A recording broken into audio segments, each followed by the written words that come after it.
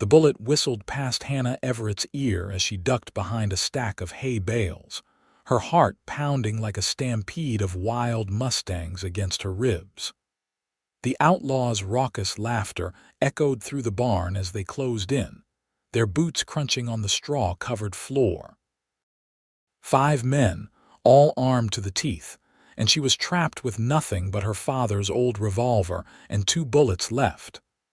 "Come on out, pretty lady," called a gruff voice she recognized as Silas Cutter, the most notorious bandit in all of Kansas territory. "We just want that deed your daddy left you. Might let you live if you're reasonable." Hannah gripped the revolver tighter, her palms slick with sweat despite the October chill that permeated the barn. The Everett Ranch, 10 miles outside of Wichita, Kansas, had been her home for all of her 22 years. Her father had died defending it 2 weeks ago, and she'd be damned if she'd surrender it now. "You'll have to kill me first, Cutter," she shouted, her voice steadier than she felt. The year was 1871, and the railroad's impending arrival had turned once worthless prairie land into gold. The Everett property, with its natural spring and prime location, had become the most coveted plot in the county. "That can be arranged," another voice snarled, closer now. Hannah recognized it as Ned Holly's, Cutter's right-hand man. A shadow fell across the hay as one of the outlaws climbed up the ladder to the loft above her. She was surrounded, with nowhere left to run. The barn doors, which had been pulled halfway shut, suddenly burst open with a crash that shook dust from the rafters. Hannah risked a peek around the bales just as a magnificent black stallion charged into the barn, its rider firing with deadly precision. One shot, and the outlaw on the ladder crashed to the ground. Another shot dropped the man closest to Hannah. The remaining 3 bandits scrambled for cover, firing wildly at the newcomer. The stranger's horse reared dramatically as its rider continued the assault, never missing a target. A third outlaw fell clutching his shoulder, his gun clattering across the wooden planks. "Cutter, it's Kieran Kane," one of the remaining men shouted in panic. Hannah had heard that name before whispered in the saloons and general stores of Wichita. Some called him a bounty hunter, others a hired gun with a conscience. All agreed he was the fastest shot west of the Mississippi. Cutter emerged from behind a stall, firing rapidly at Kane, who smoothly dismounted and rolled behind a feed trough. Hannah seized her opportunity, aiming her revolver at the last standing henchman and squeezing the trigger. Her shot went wide, but it was enough to distract him, giving Kane the opening he needed to fire again. The man dropped with a cry, clutching his leg. Now it was just Cutter, who seemed to realize his disadvantage. He lunged toward Hannah, grabbing her arm and yanking her to her feet, pressing his pistol against her temple. "Back off, Kane, or the girl gets a bullet in her skull." Hannah could feel Cutter's ragged breath on her neck, his arm tight around her throat. She caught her first clear glimpse of her rescuer as he stepped into view, revolver trained steadily on Cutter. He was tall and broad-shouldered, with dark hair that fell to his collar beneath a black Stetson. His eyes, startlingly blue against his sun-weathered face, held Cutter's gaze without wavering. "Let her go, Silas," Kane said, his voice low and controlled. "You know I don't miss." "Neither do I at this range," Cutter sneered, tightening his grip on Hannah. She struggled to breathe, her mind racing for a way out. With a sudden movement, Hannah slammed her boot heel onto Cutter's foot and drove her elbow hard into his ribs. The outlaw's grip loosened just enough for her to duck down as a final shot rang out. Cutter crumpled to the floor behind her, a look of surprise frozen on his face as blood blossomed across his chest. The echo of the gunshot faded into silence. Hannah stood trembling, staring at the man who just saved her life. He holstered his weapon with practiced ease and approached, his steps measured and cautious. "You all right, miss?" he asked, stopping a respectful distance away. Hannah nodded, finding her voice. "Yes, thank you, Mr. Kane." "Just Kane is fine," he replied, glancing around at the outlaws who were either dead or moaning in pain. "Looks like they wanted something badly enough to risk dying for it." "My land," Hannah said, straightening her shoulders. "The railroad's coming through, and my father's property has suddenly become valuable." She paused, studying him. "How did you happen to be passing by at just the right moment?" A ghost of a smile crossed his face. "Wasn't passing by. Been tracking Cutter's gang for 2 weeks." Heard in town they were headed for the Everett place. His eyes met hers directly. "I knew James Everett. He was a good man, didn't deserve what happened to him." Hannah felt tears threatening. "You knew my father?" Kane nodded. "Briefly. He helped me once when I was in a tight spot." He looked around at the carnage. "We should get the law out here." "Sheriff Miller is in Cutter's pocket," Hannah said bitterly. "He'll do nothing." "Then we'll take them to the federal marshal in Wichita," Kane decided, moving to bind the wounds of the surviving outlaws. "These men have prices on their heads. Cutter's alone will fetch $500. Hannah watched him work, his movements efficient and practiced. "Why would you share that bounty with me?" Kane glanced up, those piercing blue eyes meeting hers again. "It's your property they trespassed on. Your life they threatened." He secured a makeshift bandage around one outlaw's leg. "Besides, I'm guessing you could use the money to keep this place running." Hannah couldn't argue with that. Since her father's death, she'd been struggling to manage the ranch alone. The hired hands had drifted away, sensing her vulnerability, leaving her with just the elderly cook, Mrs. Peterson, and a young stable boy. "I'm Hannah Everett," she said finally, offering her hand. He hesitated before taking it, his calloused palm warm against her skin. "Pleasure to meet you, Miss Everett, though I wish the circumstances were different." As they worked together to secure the prisoners and load the bodies onto a wagon, Hannah found herself stealing glances at the mysterious gunslinger.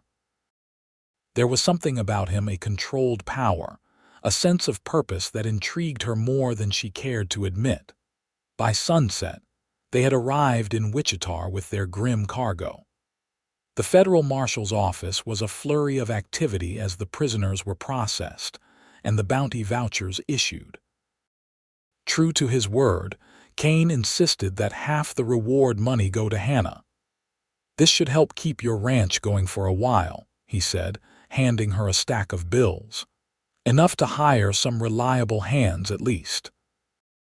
Hannah accepted the money, acutely aware of the curious stares from the townsfolk gathering outside the marshal's office. A respectable young woman would not normally be seen in the company of a notorious gunslinger. "Will you be staying in Wichita?" she asked, uncertain why the question seemed so important. Kane shook his head. "Got business elsewhere. Bounties don't collect themselves." A strange disappointment settled in her chest. "Of course." "Well, Mr. Kane, just Kane," he corrected again, the corner of his mouth lifting slightly.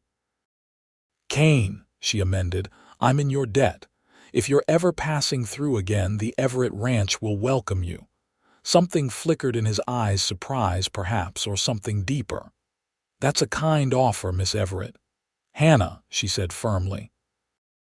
"If I'm to call you Kane, you must call me Hannah." He nodded once, touching the brim of his hat. "Hannah, then."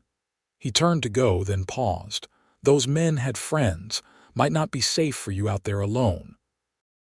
Before she could respond, Marshal Wilson approached, his gray mustache twitching with interest.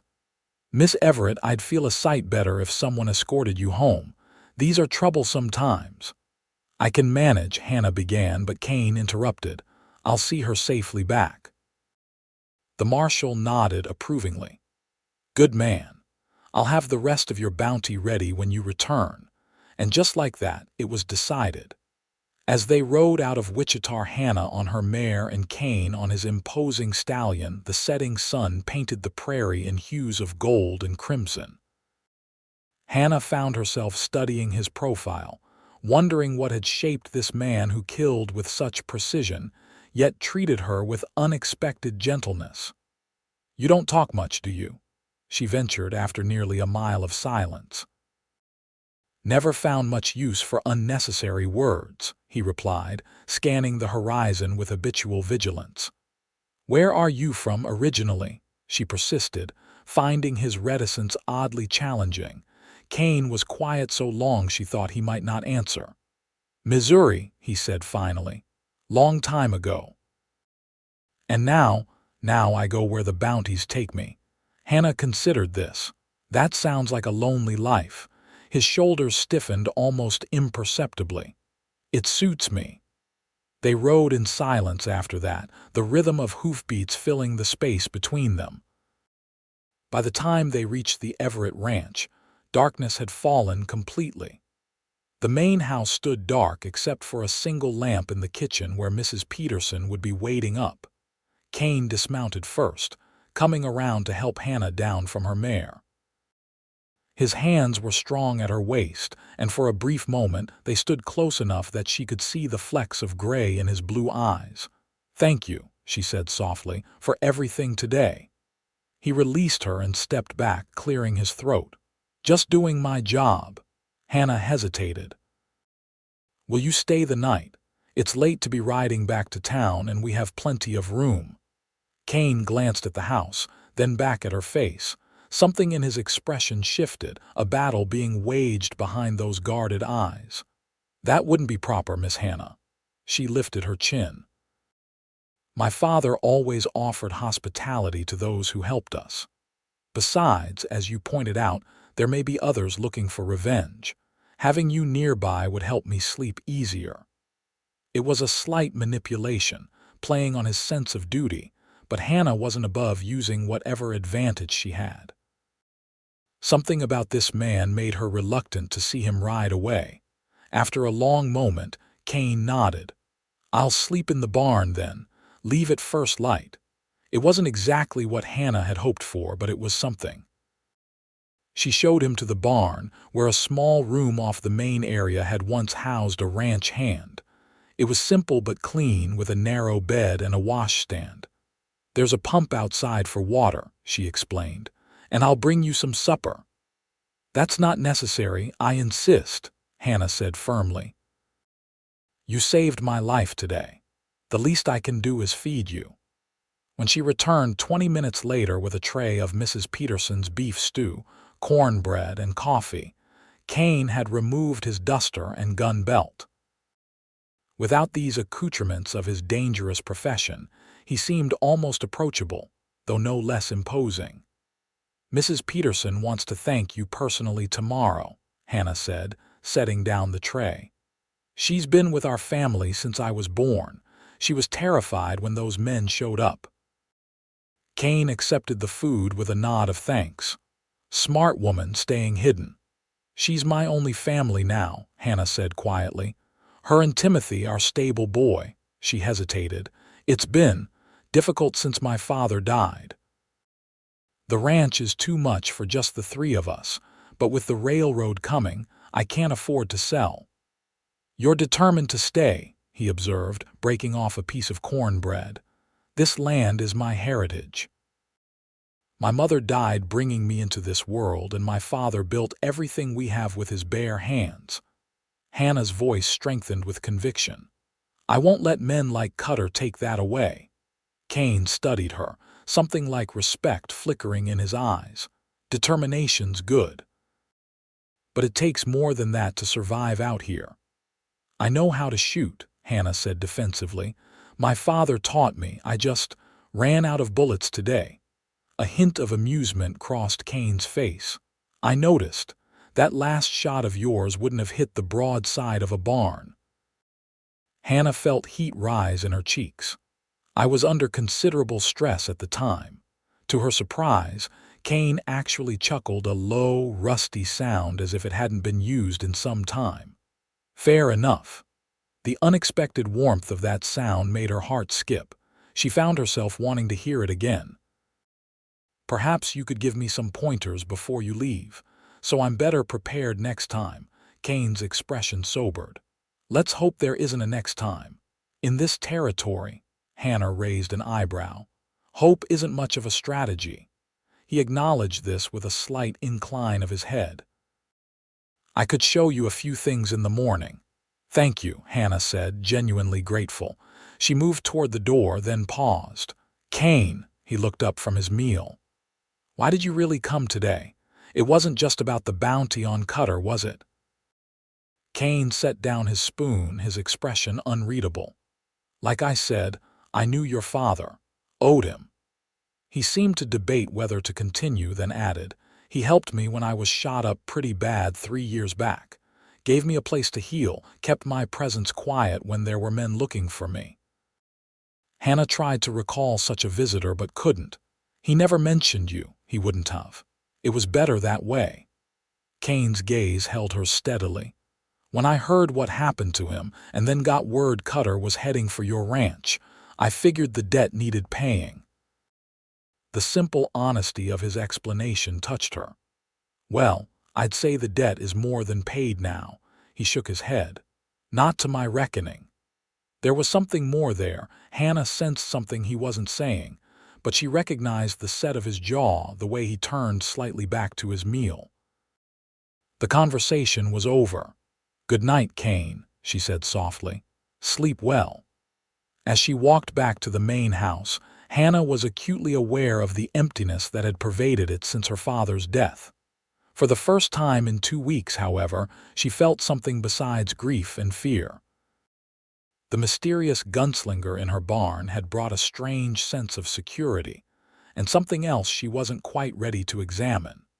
Dawn came early on the prairie, painting the sky in delicate pinks and golds long before the sun itself appeared. Hannah had been awake for hours, her sleep troubled by dreams of gunfire and blue eyes. She dressed in her most practical skirt and blouse, then hesitated before pinning up her chestnut hair more carefully than usual. Mrs. Peterson watched her with knowing eyes as Hannah hurried through breakfast. "That gunslinger's still in the barn. His name is Kane," Hannah said, buttering a piece of toast. "And yes, I imagine he is." The older woman harumphed. "Dangerous man, that one. Can see it in his eyes." She set a plate of eggs and bacon in front of Hannah. "Handsome, though, I'll give him that." "Mrs. Peterson," Hannah felt her cheeks warm. "He's leaving this morning. He just helped us in a difficult situation." Hum. The cook's expression remained skeptical as she packed a basket with enough breakfast for two. "Well, dangerous or not, man needs to eat. You take this out to him." Hannah found Kane already up and tending to his horse, a magnificent black stallion that stood at least 17 hands high. The animal regarded her warily as she approached, but Kane murmured something that seemed to calm it. "Good morning," Hannah called. "I've brought breakfast." Kane turned, and Hannah was struck again by his imposing presence. In the clear morning light, she could see the faint lines at the corners of his eyes, placing him in his early 30s. A thin scar ran along his jawline, disappearing into the dark stubble that shadowed his face. "You didn't have to do that," he said, though he accepted the basket. "Mrs. Peterson insisted," Hannah replied. "She doesn't approve of anyone missing breakfast." They sat on bales of hay outside the barn, the morning air still crisp around them. Kane ate with the efficiency of a man accustomed to taking meals when they were available, not necessarily when they were served. "I meant to ask," Hannah said, watching him over the rim of her coffee cup. "That magnificent horse of yours, what's his name?" "Midnight," Kane replied, his expression softening slightly as he glanced at the stallion. "Had him for 7 years now. He's beautiful, and quite fearless, charging into the barn yesterday. He's seen worse." Kane finished his coffee and set the cup aside. "Now about those shooting lessons." For the next hour, Kane instructed Hannah on proper stance, aim, and breathing. His teaching style was direct but patient, his hands occasionally adjusting her posture or grip with impersonal efficiency. Yet each brief contact sent an inexplicable warmth through her that had nothing to do with the rising sun. "You're tensing up before you pull the trigger," he observed after her third attempt to hit a can placed on the fence post. "That's why you're shooting wide. Breathe out as you squeeze, don't pull the trigger." Hannah nodded, determined to improve. She aligned the sights as he'd taught her, exhaled slowly, and fired. The can flew off the post. "I did it," she exclaimed, turning to him with a delighted smile. Something flashed in Kane's eyes, surprise, perhaps, or appreciation, before he nodded approvingly. "Not bad. Try it again." By the time they finished, Hannah had successfully hit the target more often than she'd missed, and a sense of accomplishment filled her. "Thank you," she said earnestly. "I feel much more confident now." Kane was reloading his own revolver, his movements precise and practiced. "It's a start," he conceded. "But remember, real situations aren't like target practice. Everything happens faster, louder, and usually when you least expect it." "Like yesterday," Hannah said quietly. He holstered his weapon with a nod. "Like yesterday." A silence fell between them, filled with the morning sounds of the ranch chickens clucking, the distant lowing of cattle, Timothy whistling as he mucked out the stalls at the far end of the barn. "I should be going," Kane said finally, glancing at the position of the sun. "The marshal will be expecting me back in Wichita." Hannah felt a pang of disappointment she couldn't quite justify. "Of course." He moved to saddle midnight, his actions efficient and practiced. Hannah watched, trying to think of a reason to delay his departure that wouldn't sound desperate or improper. "Will you be staying in Wichita long?" she asked, aiming for casual interest. Kane secured the cinch on his saddle. "No, got word of a job in Colorado Territory. Stagecoach robber with $1,000 bounty." "That sounds dangerous." His mouth quirked in what might have been a smile. "Most things worth doing are." Hannah stepped closer as he prepared to mount. "Kane." He turned to her, one hand on the saddle horn. "Yes." For a moment, Hannah wasn't sure what she'd been about to say. Those blue eyes were disconcertingly direct. "Thank you again, for everything." Kane studied her face as if memorizing it. "You take care of yourself, Hannah Everett. Keep practicing with that revolver.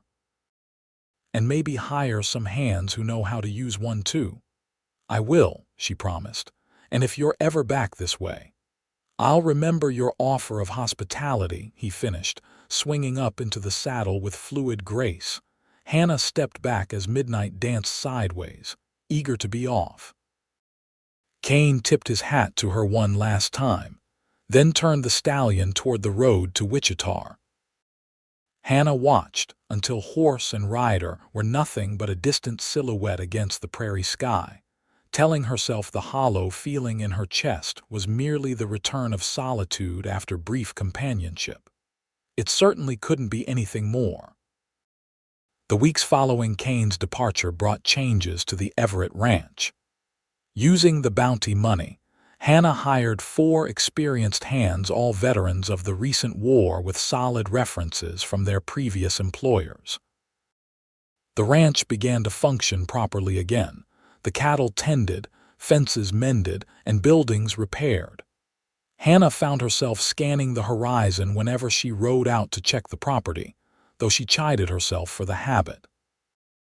Kansas Territory was vast, and the chances of Kane returning were slim. He had his own life, his own dangerous path to follow. Yet memories of him persisted: the precision of his shooting, the rare half-smile that transformed his face, the gentleness with which he'd corrected her stance during their impromptu lesson. She practiced her shooting daily, partly for practical reasons, partly because it connected her to those hours they'd spent together. One crisp November morning, Hannah rode into Wichita for supplies. a list from Mrs. Peterson tucked into her pocket. The town was busier than she'd ever seen it, the impending railroad bringing a steady stream of opportunists, laborers, and entrepreneurs.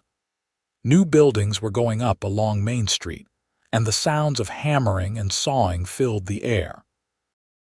At the general store, Hannah found herself waiting behind a cluster of finely dressed women who were discussing the upcoming Founders' Day dance.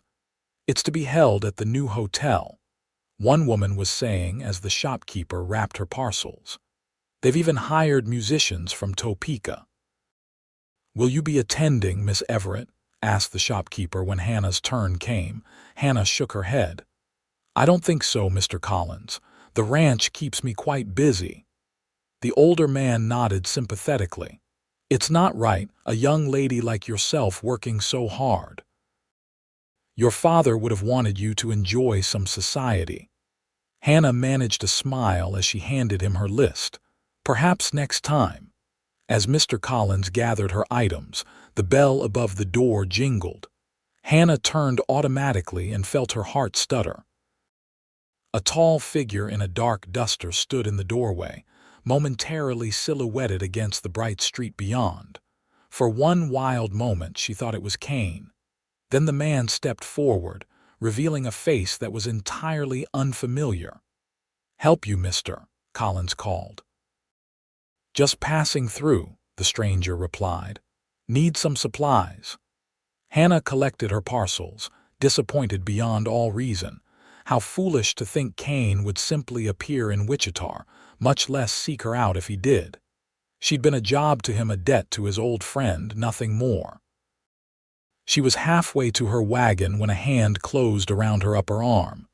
Hannah tensed, reaching for the revolver she now kept in her pocket. "Miss Everett," said a voice that sent a shock of recognition through her. Hannah turned to find herself face to face with Ned Holly's Cutter's right-hand man, whom she'd last seen being led away in shackles. His face was thinner, harder, a new scar visible along his temple where Kane's bullet had grazed him. "Let go of me," she said evenly, her hand still on her weapon. Holly's grip tightened. "Not so fast. You and I need to have a little chat about what happened to my friends." "Your friends tried to kill me and steal my property," Hannah replied, keeping her voice steady despite the fear blooming in her chest. "They got what they deserved." A dangerous smile spread across Holly's face. "Did they now? And what do you think you deserve, Miss Everett?" Hannah glanced around. The street was crowded, but no one seemed to be paying attention to their exchange. The sheriff would be useless, as she'd told Kane. He'd been in Cutter's pocket. The federal marshal's office was at the other end of town. "I deserve to be left alone," she said firmly. "Now remove your hand or I'll remove it for you." Holly's laughed, a harsh sound. "Feisty little thing, aren't you? Let's continue this somewhere more private." He began to pull her toward the alley between the general store and the adjacent building. Hannah's fingers closed around her revolver. She was about to draw when a new voice cut through the tension. "The lady asked you to let her go." Both Hannah and Holly's turned toward the sound. A man stood a few paces away, his stance relaxed but alert. It wasn't Kane. This man was shorter, broader, with reddish hair beneath a well-worn hat. But something in his bearing suggested he was no stranger to confrontation. Holly's eyes narrowed. "This ain't your business, friend." "Making it my business," the stranger replied easily, though his hand hovered near his holstered weapon. "Way I see it, no gentleman manhandles a lady in broad daylight, or any other time for that matter." A small crowd was beginning to take notice now. Holly's looked around, clearly calculating his odds. After a tense moment, he released Hannah's arm and stepped back. "Another time, Miss Everett," he said quietly, his eyes promising future trouble. Hannah rubbed her arm where his fingers had dug in. "There won't be another time, Mr. Holly's." The outlaw tipped his hat with mocking politeness and melted into the crowd. Hannah let out a breath she hadn't realized she was holding. "Thank you," she said to her unexpected ally. "That man is dangerous." "Seemed that way," the stranger agreed, studying her with intelligent brown eyes. "Name's Davis. Matthew Davis. Just arrived in town yesterday. Hannah Everett." She offered her hand, which he shook briefly. "Are you with the railroad?" Davis shook his head. "Cattle buyer, looking to contract with local ranches for a drive to Abilene next spring." He glanced in the direction Holly's had disappeared. "That fellow have a particular grievance with you?" Hannah hesitated, unsure how much to reveal. "It's a long story. Suffice to say, he blames me for the death of his associates." Davis raised an eyebrow but didn't press further. "Well, Miss Everett, might I escort you to your destination? Just to ensure there are no further misunderstandings." Under normal circumstances, Hannah might have politely declined. Her encounter with Holly's, however, had left her shaken. "That's very kind. I'm just heading to my wagon." As they walked, Davis explained his presence in Wichita, representing Eastern investors looking to purchase cattle for the growing markets back east. He was personable and straightforward, asking intelligent questions about her ranch's operation. 10,000 acres, you say?" He whistled appreciatively. "That's substantial. And you run this operation yourself?" "With help," Hannah qualified.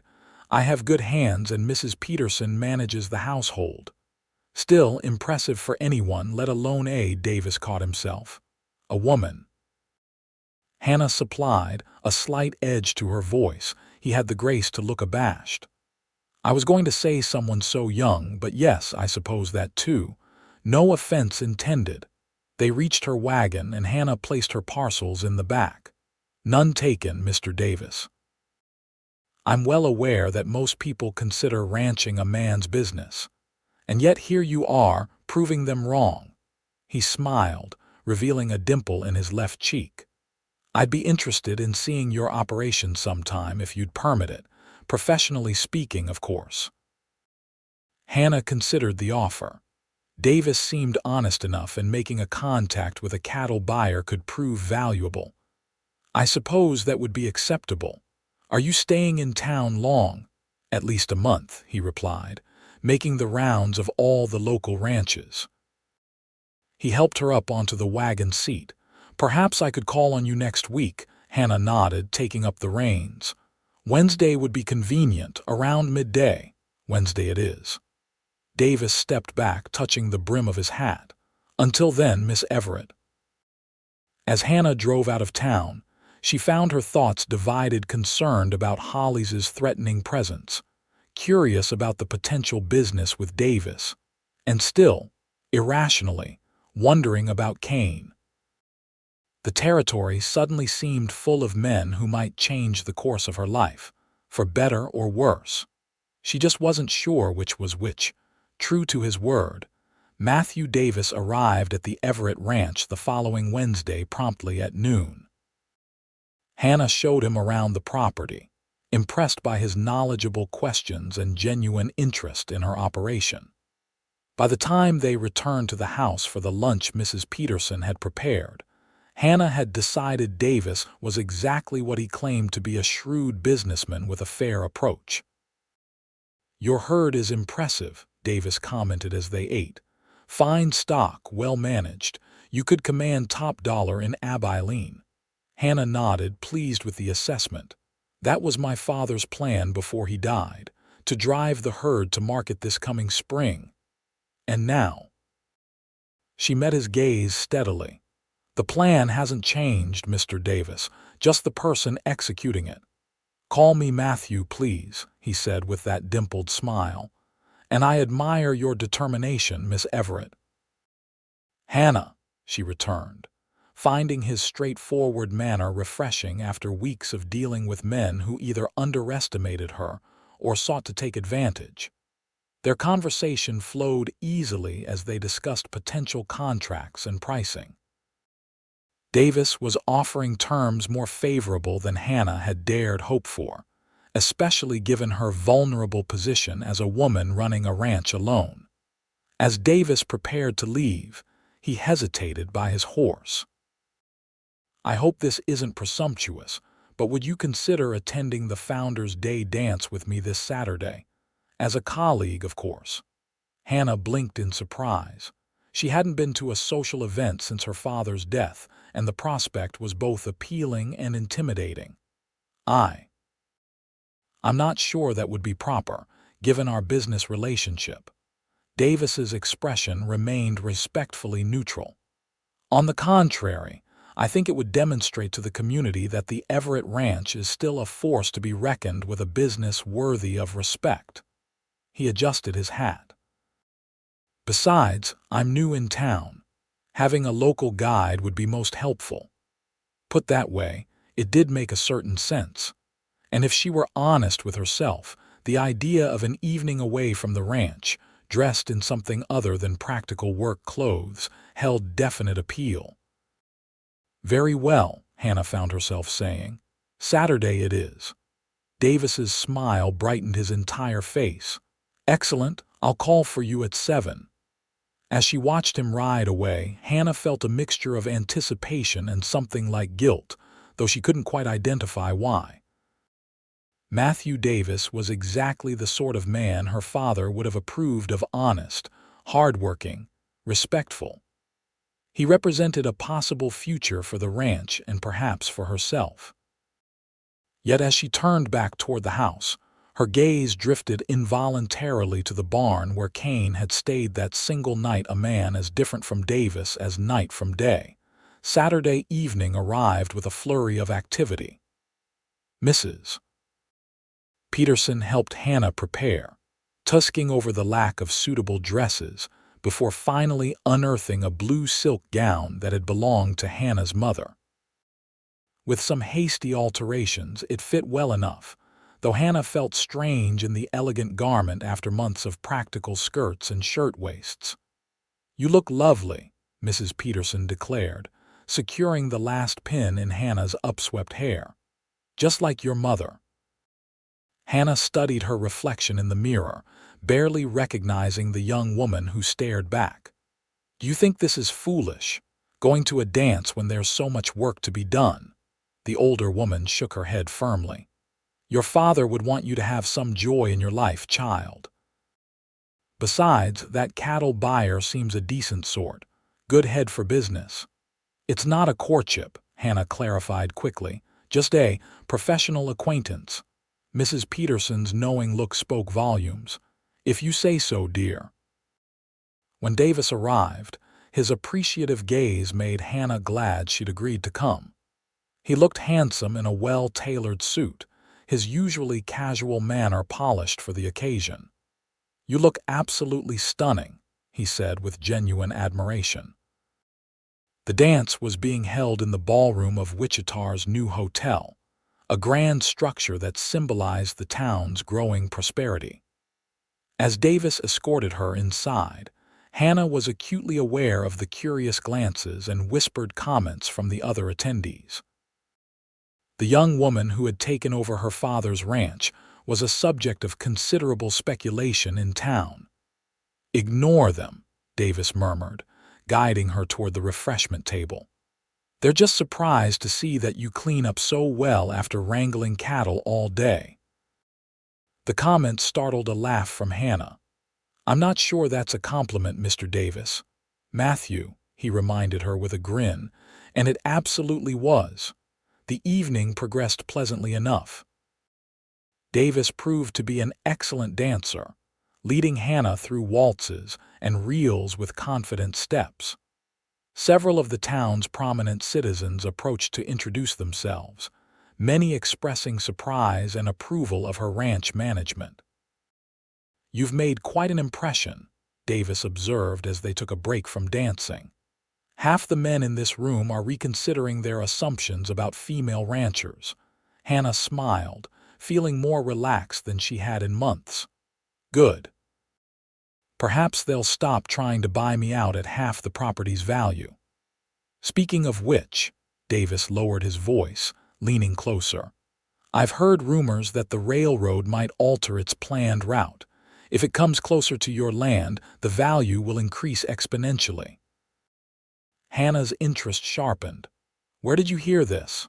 I have connections with some of the investors, he replied. Nothing certain yet, but worth keeping in mind. Their conversation was interrupted by a commotion near the entrance. Hannah turned to see what was causing the disturbance and felt her heart nearly stop. Kieran Kane stood in the doorway, looking decidedly out of place among the finely dressed attendees. His dark clothing was dusty from the trail, his expression grim as he scanned the room.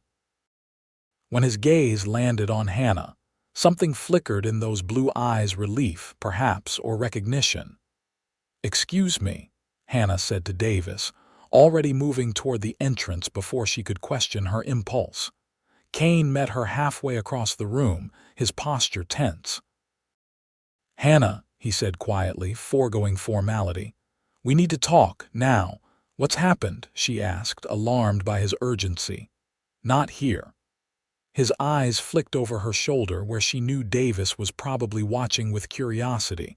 "It's about Hollies." The name sent a chill through her. "He's in town. I saw him last week." Kane's jaw tightened. "He's got men with him. They're planning something tonight at your ranch." "Mrs. Peterson," Hannah gasped. "Timothy." "I've already sent word to your hands," Kane assured her, "but we need to go. Now." Davis appeared at Hannah's elbow, his expression concerned. "Is everything all right, Hannah?" She turned to him apologetically. "I'm afraid there's an emergency at the ranch. I have to leave immediately." Davis glanced between her and Kane, clearly noting the familiarity between them. "Of course. I'll get your wrap and escort you home." "That won't be necessary," Kane said flatly.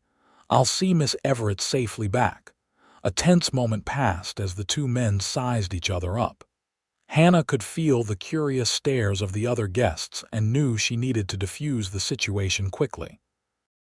"Matthew, this is Mr. Kane. He's a friend who helped me after my father died." She turned to Kane. "Mr. Davis is a cattle buyer I'm considering doing business with." Neither man seemed particularly satisfied with the introduction, but Davis recovered first, extending his hand. "Matthew Davis, any friend of Hannah's is welcome." Kane shook the offered hand briefly. "Kane, Mr. Davis, would you mind explaining to the host that I had to leave unexpectedly?" Hannah asked, eager to be on their way. "I'd rather not draw more attention than necessary." Davis nodded, though his expression remained concerned. "Of course. But are you sure you wouldn't prefer me to accompany you?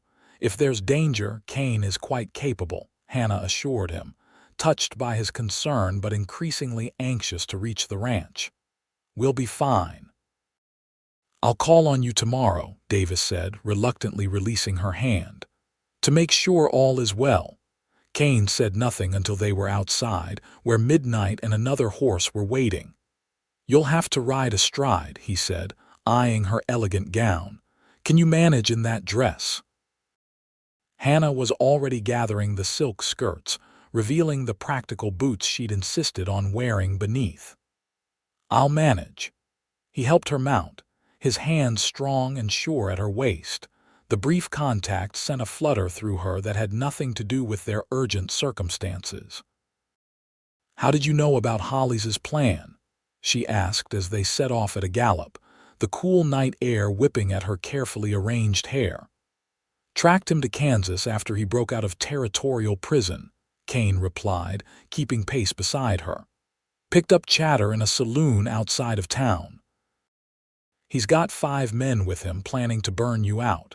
For revenge." Kane's expression hardened. "That and your land is still valuable. With you gone, it would be easier for his backers to claim it." "Backers?" "Someone with money is funding Hollies, don't know who yet." They rode hard through the darkness, Hannah's mind racing with fear for Mrs. Peterson and Timothy, gratitude for Kane's timely return, and confusion about her own tumultuous feelings. When the ranch finally came into view, Hannah's breath caught in her throat. Orange flames were already visible, illuminating the night sky.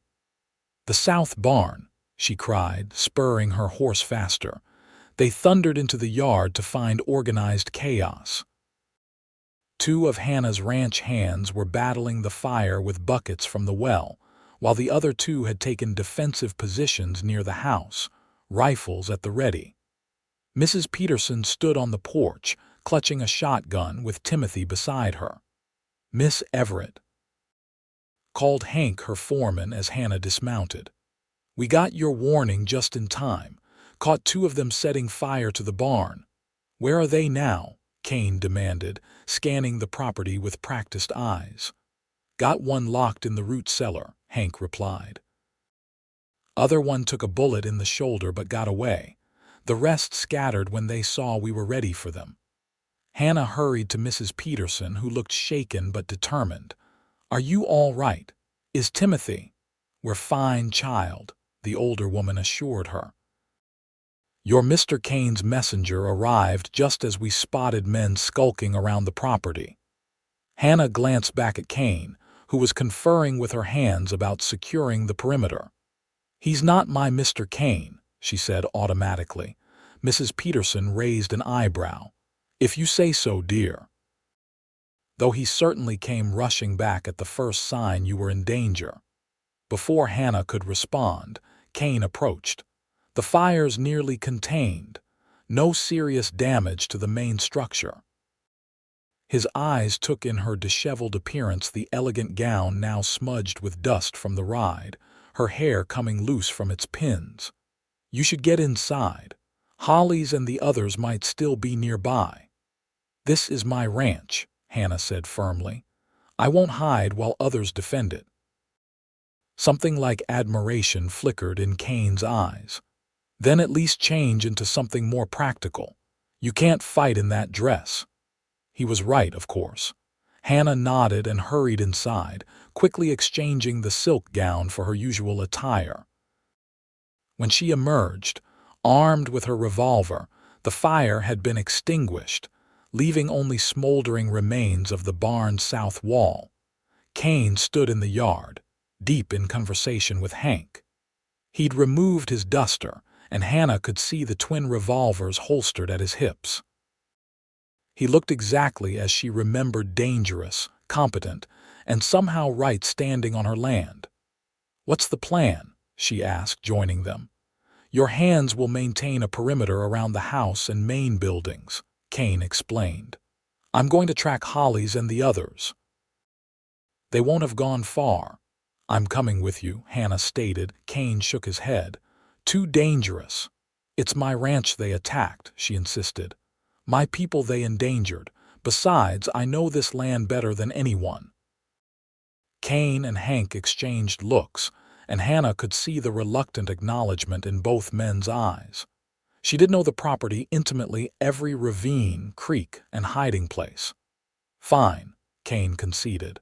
"But you stay behind me and do exactly as I say." Hannah nodded, relief and determination flooding through her. "When do we leave?" "Now," Kane said, "while the trail's fresh." They set off on horseback, following the tracks of the fleeing outlaws. Kane rode slightly ahead, his posture alert, one hand never far from his weapon. In the moonlight, his profile was sharp and focused. "Why did you come back?" Hannah asked quietly as they picked their way through a stand of trees. "You could have sent a warning with anyone." Kane was silent for a long moment. "Told you before, I had a debt to your father." "You paid that debt when you saved me from Cutter," Hannah pointed out. "This is something else." He glanced at her, then away. "Maybe it is." The simple admission hung in the air between them, laden with unspoken meanings. Hannah wanted to press further, to understand what had brought this solitary man back to her ranch, but a raised hand from Kane silenced her. "Voices ahead," he whispered, dismounting silently. "Leave the horses here." They secured the animals and proceeded on foot, moving stealthily through the underbrush. As they approached a small clearing, Hannah could make out the glow of a campfire and the low murmur of men's voices. "Waste of time," someone was saying. "The whole plan's shot now." "Shut your mouth." The second voice was unmistakably Hollis's. "We ain't finished yet, not by a long shot." "They're waiting for us now," argued a third man. "And Jenks is hurt bad. We should cut our losses." "Nobody's cutting anything until I say so," Hollis snarled. "That Everett woman has cost me too much. I ain't leaving till she pays." Kane motioned for Hannah to stay put, then moved silently to circle the camp. Hannah remained frozen, straining to hear the conversation. There seemed to be 4 men Hollis, the wounded Jenks, and 2 others. A twig snapped somewhere to her left, and Hannah whirled, her revolver raised. A figure loomed in the darkness, lunging toward her before she could fire. A rough hand clamped over her mouth as she was dragged backward, away from the camp. Hannah fought fiercely, driving her elbow into her captor's ribs and stomping hard on his instep. The man grunted in pain but maintained his grip, hauling her toward the tree line. "Kane!" she managed to yell as the hand briefly slipped from her mouth. The shout alerted both Kane and the men in the camp. Suddenly, the night erupted in chaos: shouts, running footsteps, the crack of gunfire. Hannah continued to struggle against her captor, finally breaking free enough to reach her revolver. She fired blindly, her shot going wide, but it was enough to make the man release her. As she spun to face him, another shot rang out and her attacker crumpled to the ground. Kane emerged from the darkness, his expression murderous. "Are you hurt?" he demanded, quickly checking her for injuries. "No," Hannah gasped. "The other's running," Kane said grimly. "But Hollis was hit. He won't get far." He was right. They found Hollis collapsed against a tree 50 yards away, blood seeping from a wound in his side. The outlaw's face was contorted with pain and hatred as they approached.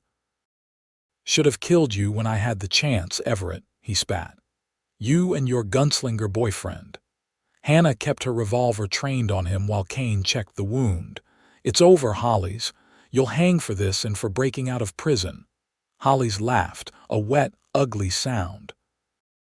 "You think I'm the only one who wants your land.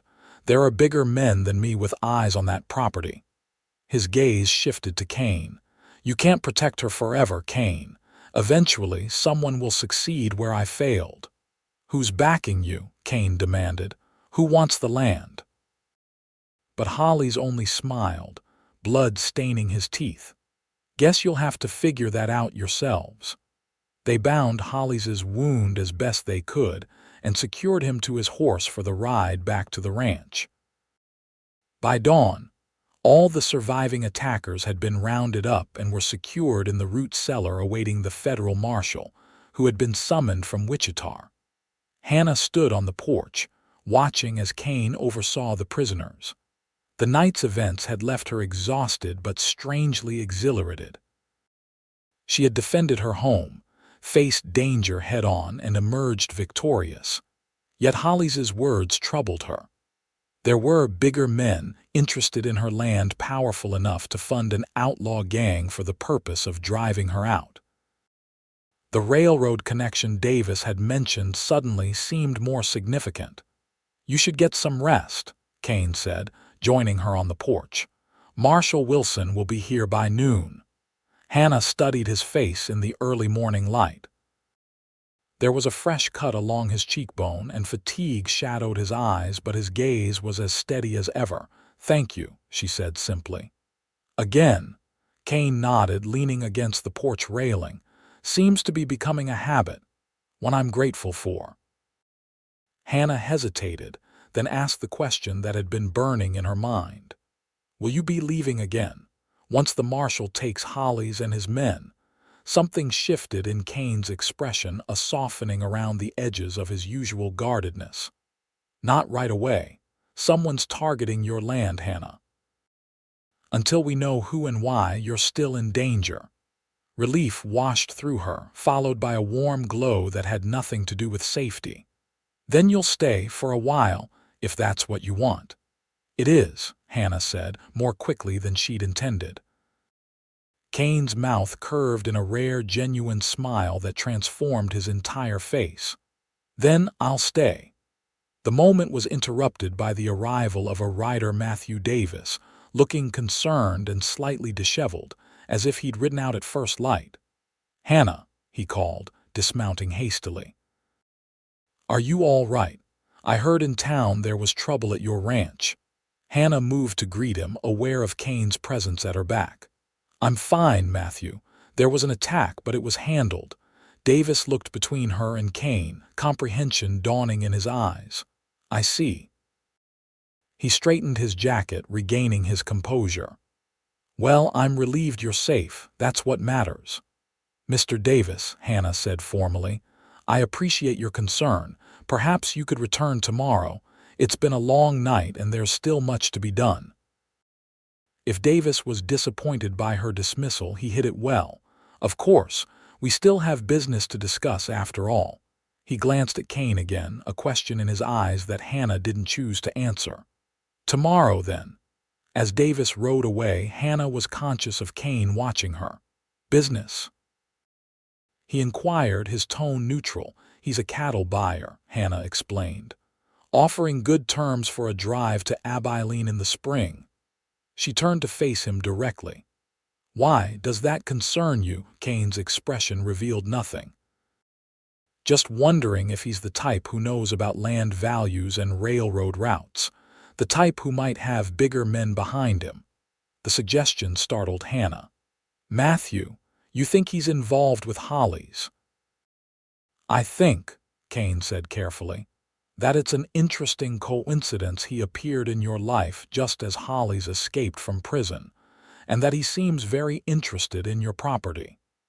Hannah wanted to dismiss the idea outright.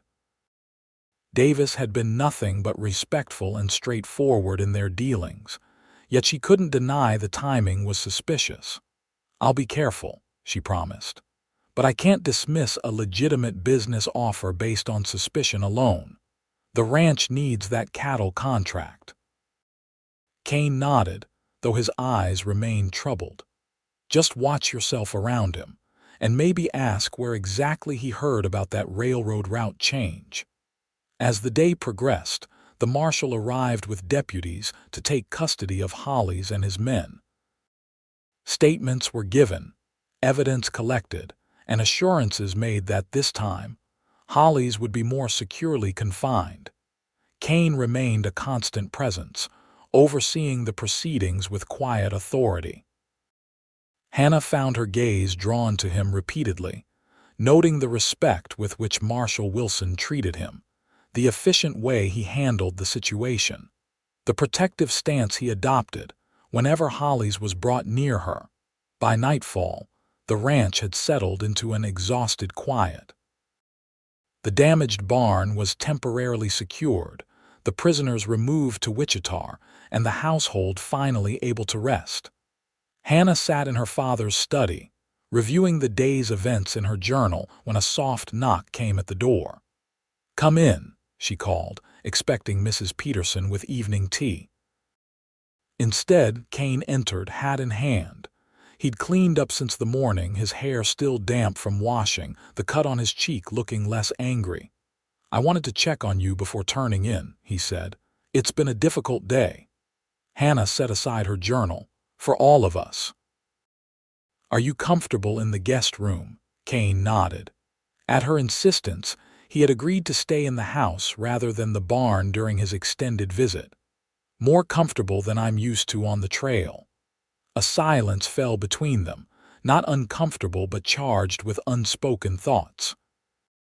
Hannah rose from her chair, moving to stand near the window where moonlight spilled across the floorboards. "Kane," she said finally, "why did you really come back? The truth this time?"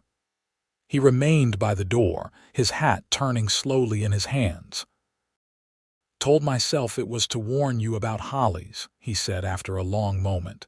"To repay my debt to your father. And the real reason," Kane met her gaze directly, all pretense falling away. "I couldn't stop thinking about you," he admitted simply. "About this place. It was like something was pulling me back here." The confession hung in the air between them, honest and unadorned. Hannah felt her heart quicken. "I'm glad it did," she said softly. Kane took a step toward her, then stopped, uncertainty visible in his usually confident demeanor. "Hannah, I'm not the kind of man who stays in one place. My life, the things I've done, they don't lead to settling down." "I'm not asking you to settle down," Hannah replied, though part of her wondered if that was entirely true. "Aren't you?" His gaze was penetrating. "Because I've seen the way Davis looks at you. He's the settling kind, the kind who builds something lasting." Hannah moved closer, emboldened by his honesty. "And if that's not what I want," Kane's expression was guarded, but she could see the flicker of hope he couldn't quite suppress. "What do you want, Hannah Everett, right now?" She closed the distance between them. "I want to thank you properly for saving my life. Again." Before he could respond, Hannah rose on her toes and pressed her lips to his. For a moment, Kane remained perfectly still, as if in shock. Then his arms encircled her waist, drawing her closer as he returned the kiss with unexpected tenderness. When they finally parted, his blue eyes were darker than she'd ever seen them, filled with a warmth that made her breath catch. "That's quite a thank you," he murmured. Hannah smiled, feeling a lightness she hadn't experienced in months. "I believe in expressing my gratitude thoroughly." Kane tucked a strand of hair behind her ear, his calloused fingers gentle against her cheek. "I should probably say good night," he said reluctantly. "Before I forget all the reasons this is complicated." "Is it so complicated?" Hannah asked. "I know what I feel, Kane. These past months have taught me that life is too uncertain to waste time denying what you want." He studied her face in the moonlight. "And you want me.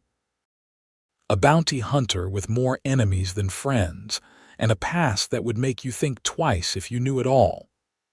"I want the man who rode into a barn full of outlaws to save a stranger," Hannah said firmly. "The man who came back when I was in danger, who teaches me to defend myself rather than trying to shield me from the world. The rest, we can figure out together." Kane's arms tightened around her, his forehead resting against hers. "You make a persuasive argument, Miss Everett." "I've been told I'm unusually stubborn," she replied with a smile. "Especially for a woman." "Stubborn is good," he murmured. "Stubborn might be exactly what I need." This time when they kissed, there was nothing tentative about it. Hannah felt herself responding to the heat and urgency in his embrace, her hands sliding up to tangle in his hair as he pulled her more firmly against him. A discreet cough from the doorway broke them apart. "Mrs. Peterson stood there, teacup in hand, her expression a mixture of surprise and poorly concealed satisfaction. "I brought your evening tea," she said, setting the cup down with exaggerated care. "But I see you're otherwise engaged." Hannah felt her cheeks flush. "Thank you, Mrs. Peterson." The older woman nodded, turning to leave. "I'll just turn in for the night. Sleep well, both of you." The door closed behind her with a definitive click. Kane ran a hand through his hair, looking both chagrined and amused. "I think we've scandalized your housekeeper. Mrs. Peterson has survived worse shocks," Hannah assured him, though her own embarrassment was evident. "But perhaps we should continue this conversation tomorrow." Kane nodded, reluctantly releasing her. "Tomorrow, then." He moved toward the door, then paused, turning back. "Hannah." "Yes." His expression was more open than she'd ever seen it, vulnerable in a way that made her heart turn over. "I'm glad I came back too." As he left, Hannah returned to the window, gazing out at the moonlit ranch that had been her entire world for so long. For the first time since her father's death, the future seemed full of possibility rather than struggle. Whatever complications lay ahead, Davis's business offer, the mysterious threats to her land, Kane's wandering lifestyle, tonight she would allow herself to simply feel the joy of new beginnings. The following weeks brought a rhythm to life at the Everett ranch that Hannah had not experienced since her father's death. Kane integrated himself into the daily operations with surprising ease, his skills with horses and weapons proving valuable beyond just protection. The ranch hands, initially wary of the notorious bounty hunter, gradually accepted his presence, especially after he helped them fend off a pack of wolves threatening the north pasture. Matthew Davis continued his visits, though with noticeably less warmth than before. His business proposition remained on the table, a contract for the spring cattle drive at favorable terms, but Hannah sensed an undercurrent of tension whenever Kane was present during their meetings. "He's not pleased with the competition, Mrs. Peterson observed one evening after Davis had departed earlier than usual. "It's not a competition," Hannah insisted, though she knew the older woman wasn't fooled. The nature of her relationship with Kane had evolved into something neither of them had put into words yet, but which was evident to everyone at the ranch. "Tell that to Mr. Davis," Mrs. Peterson replied dryly. "And maybe to Mr. Kane as well. Men have a way of staking claims, even when they don't say it outright." Hannah frowned at the characterization. "I'm not a claim to be staked." "Of course not, dear. But that doesn't stop them from circling each other like two wolves over the same territory." As December settled over the prairie, bringing with it bitter cold and occasional snow, Hannah found herself increasingly torn between practical considerations and emotional ones. Davis's cattle contract would secure the ranch's future, but his polite persistence regarding more personal matters was becoming harder to deflect. Meanwhile, Kane had made no mention of leaving, but neither had he spoken of permanent plans. The situation came to a head one stormy evening when both men happened to be at the ranch simultaneously. Davis had arrived with final contract papers for Hannah's review, only to find Kane already in the study helping her assess the winter feed supplies. "Mr. Davis," Hannah greeted him, aware of Kane's posture stiffening slightly. "I wasn't expecting you today." Davis smiled, though it didn't reach his eyes. "I apologize for the surprise visit. The weather's turning and I wanted to deliver these before the roads became impassable." He placed a folder on the desk, pointedly ignoring Kane. Kane rose from his chair. "I'll check on the horses," he said neutrally. "Make sure they're secured for the storm." "That's not necessary," Hannah began, but he was already moving toward the door. "Don't mind me," he said, his tone carefully controlled. "Business matters should be handled privately." As the door closed behind him, Davis's expression relaxed visibly. "He's still here, I see." Hannah straightened in her chair. "Mr. Kane has been invaluable in securing the ranch since the attack." "Of course," Davis agreed smoothly, "though I wonder if his continued presence might be misinterpreted by the community. A single woman hosting a man with his reputation. I wasn't aware that my household arrangements were subject to community approval," Hannah interrupted, her voice cooling. Davis had the grace to look abashed. "Forgive me. I spoke out of concern for your reputation." "And perhaps," he admitted, "some personal interest as well." He moved around the desk to stand closer to her, his expression earnest. "Hannah, you must know that my admiration for you extends beyond our business relationship. I had hoped, given time." Hannah rose from her chair, maintaining a professional distance. "Matthew, I value your friendship and our business dealings, but I must be honest, my feelings are engaged elsewhere." Davis's face tightened almost imperceptibly. "With Kane," he stated flatly. "A man who makes his living hunting others for money, a drifter with no roots, no future to offer you." "That's not fair," Hannah said, though the words stirred doubts she'd been trying to ignore.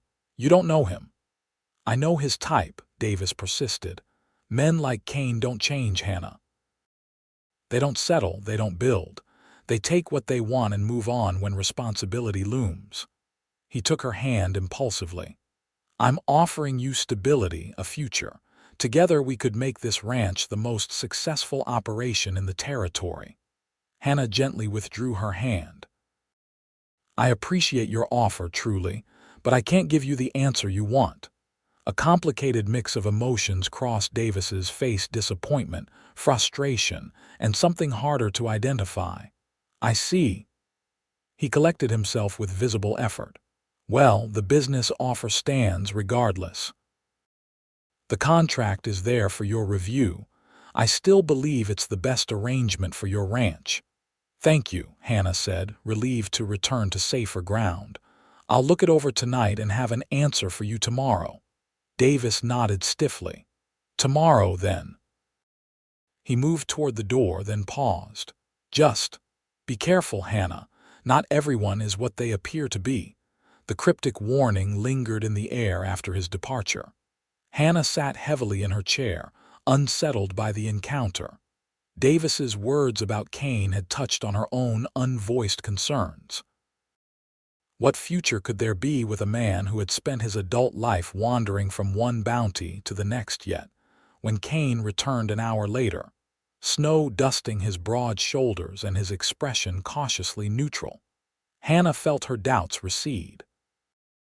There was something solid about his presence, something reliable that belied Davis's characterization.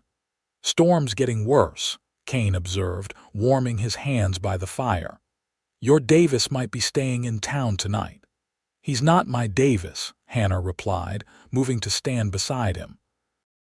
I made that clear to him. Kane's eyes met hers, searching. Did you? Yes. She reached for his hand, feeling its familiar strength and warmth. I told him my feelings were engaged elsewhere. Something like relief crossed Kane's features. Hannah. You don't have to say anything, she assured him quickly. I know this isn't what you planned. I don't have expectations. Kane's hand tightened around hers. That's the problem, he said quietly. I'm starting to have them, expectations, hopes. Hannah's heart quickened. What kind of expectations? He looked around the study at the comfortable furnishings, the family photographs, the ledgers that recorded generations of ranching life. The kind I never thought I'd have, about staying in one place, building something that lasts. With me. Hannah barely dared to ask. Kane turned to face her fully, his expression more vulnerable than she'd ever seen it. Only with you. He shook his head, as if amazed by his own admission. I've spent 15 years moving from town to town, never looking back. Then I ride onto this ranch, and suddenly, I'm thinking about next season's calves and whether the north pasture needs new fencing. Hannah couldn't help but smile, even as her eyes grew suspiciously damp. Fencing? My, you have changed, he laughed, the sound warming her more than the fire. See what you've done to me. I'm practically domesticated. Not quite, she teased, stepping closer. The real test is Sunday dinner with Mrs. Peterson critiquing your table manners. Kane slipped his arms around her waist, his expression sobering. I'm serious, Hannah. I want to stay. If you'll have me. As what exactly? She asked, needing to hear him say it. His gaze held her steadily. As your partner, in every way. The simple declaration sent warmth flooding through her. I think that could be arranged, Mr. Kane. Their kiss was a promise, deeper and more certain than any they had shared before. When they finally parted, Kane rested his forehead against hers. There's something else, he said. Something I need to tell you before this goes any further.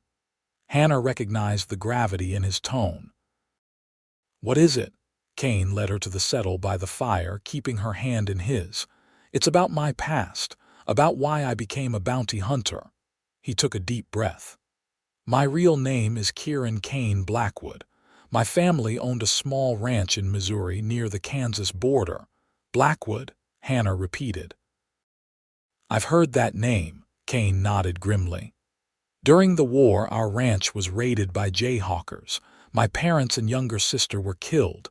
I was 16, away delivering horses to a neighboring farm. His jaw tightened at the memory. When I returned, everything was gone. Everyone was gone. Hannah squeezed his hand. Kane, I'm so sorry. I tracked the men who did it, he continued. Took me 3 years, but I found every last one. Discovered I had a talent for hunting. After that, I just kept going. Dropped the Blackwood name, became just Kane. And that's how you became a bounty hunter, Hannah said, understanding dawning. He nodded. It was a way to use the only skill I had that mattered. And maybe a way to keep moving so I didn't have to think about what I'd lost. Hannah studied his face, seeing now the shadows of that teenage boy beneath the hard exterior of the man. Until now, until you, Kane corrected. Until this place that somehow feels like home. The admission hung in the air between them, powerful in its simplicity. Hannah leaned forward, pressing her lips to his in a gesture of acceptance and understanding. Stay, she whispered against his mouth. Build something with me. His answer was in the way he gathered her closer, in the gentle reverence of his kiss, in the promise of his arms around her. Outside, the winter storm raged across the prairie. But inside the Everett ranch, something new and precious was taking root, a future neither of them had dared to imagine. Morning brought a transformed landscape, the prairie blanketed in pristine white that glittered beneath a clear sky. Hannah stood on the porch, coffee cup warming her hands, watching as Kane helped the hands clear paths to the barn and outbuildings. There was something different about him today, a lightness in his movements, a ease in his interactions with the others that hadn't been there before. Mrs. Peterson appeared beside her, her own cup steaming in the cold air. He looks like he belongs here, the older woman observed casually. Hannah smiled, not bothering to pretend she didn't know who Mrs. Peterson meant. Yes, he does. I take it you two had a talk last night. We did. Hannah sipped her coffee. He's staying, Mrs. Peterson, for good. The cook nodded approvingly. About time. That boy's been half in love with you since he rode into that barn, guns blazing. She patted Hannah's arm. Your father would have approved, you know. After he got over the shock of his daughter taking up with a bounty hunter. Hannah laughed softly. I think you're right. Later that morning, Hannah rode into town with Kane to finalize the cattle contract with Davis. The roads were passable but treacherous, the journey taking nearly twice as long as usual. By the time they reached Wichita, the town was bustling with activity despite the snow, the promise of the railroad bringing a resilience to its citizens that even winter couldn't dampen. They found Davis at his office above the bank, his greeting polite but noticeably cooler than in previous meetings. If he was surprised to see Kane accompanying Hannah, he hid it well. I've reviewed the contract, Hannah said, getting directly to business. The terms are fair, and I'm prepared to sign. Davis nodded, gesturing to the chairs opposite his desk. Excellent. I believe this arrangement will benefit us both. As they went through the formalities, Hannah noticed Davis watching Kane with barely concealed curiosity. Kane remained silent throughout the proceedings, his presence supportive but unobtrusive. When the papers were signed and the initial payment delivered, Davis leaned back in his chair. Well, Miss Everett, it seems we are officially in business together. We are indeed, Hannah agreed. My foreman will begin preparing the herd for the spring drive immediately. Davis's gaze shifted to Kane. And will Mr. Kane be overseeing that preparation as well? Mr. Kane will be involved in all aspects of the ranch's operation going forward, Hannah said firmly.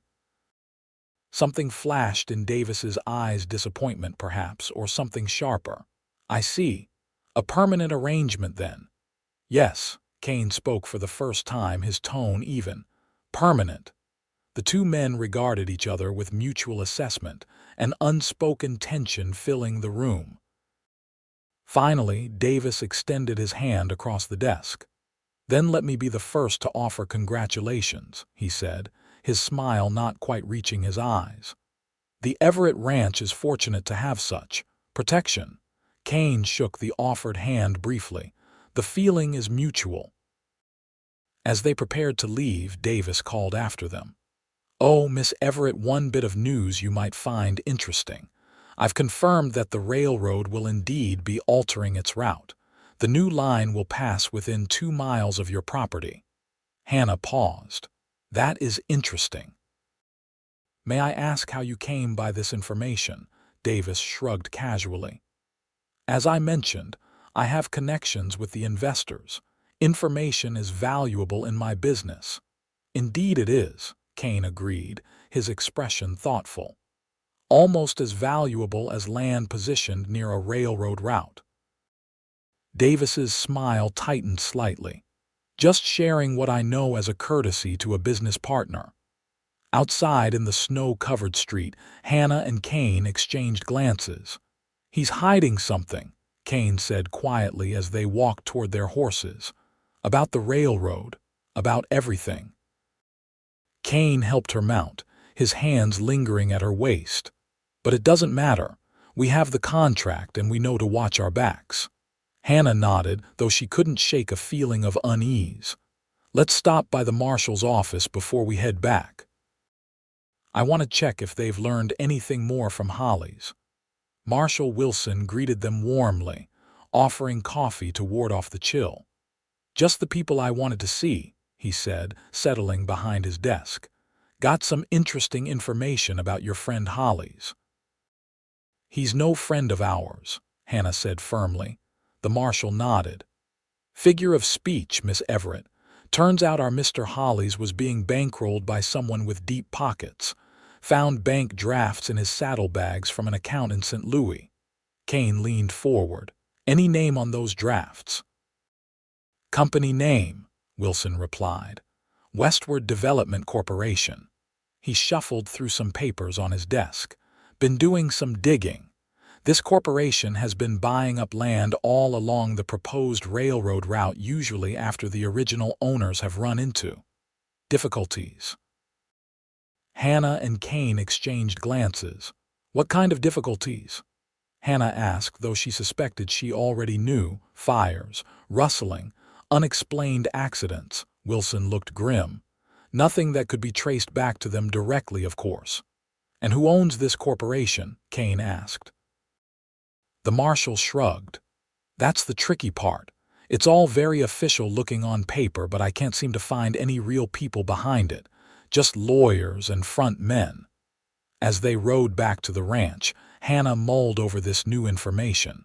"You're thinking what I'm thinking, aren't you?" Kane nodded, his expression grave. "Davis. His timing was too perfect, showing up just as Holly's was targeting your ranch, and he knew about the railroad route change before it was public knowledge.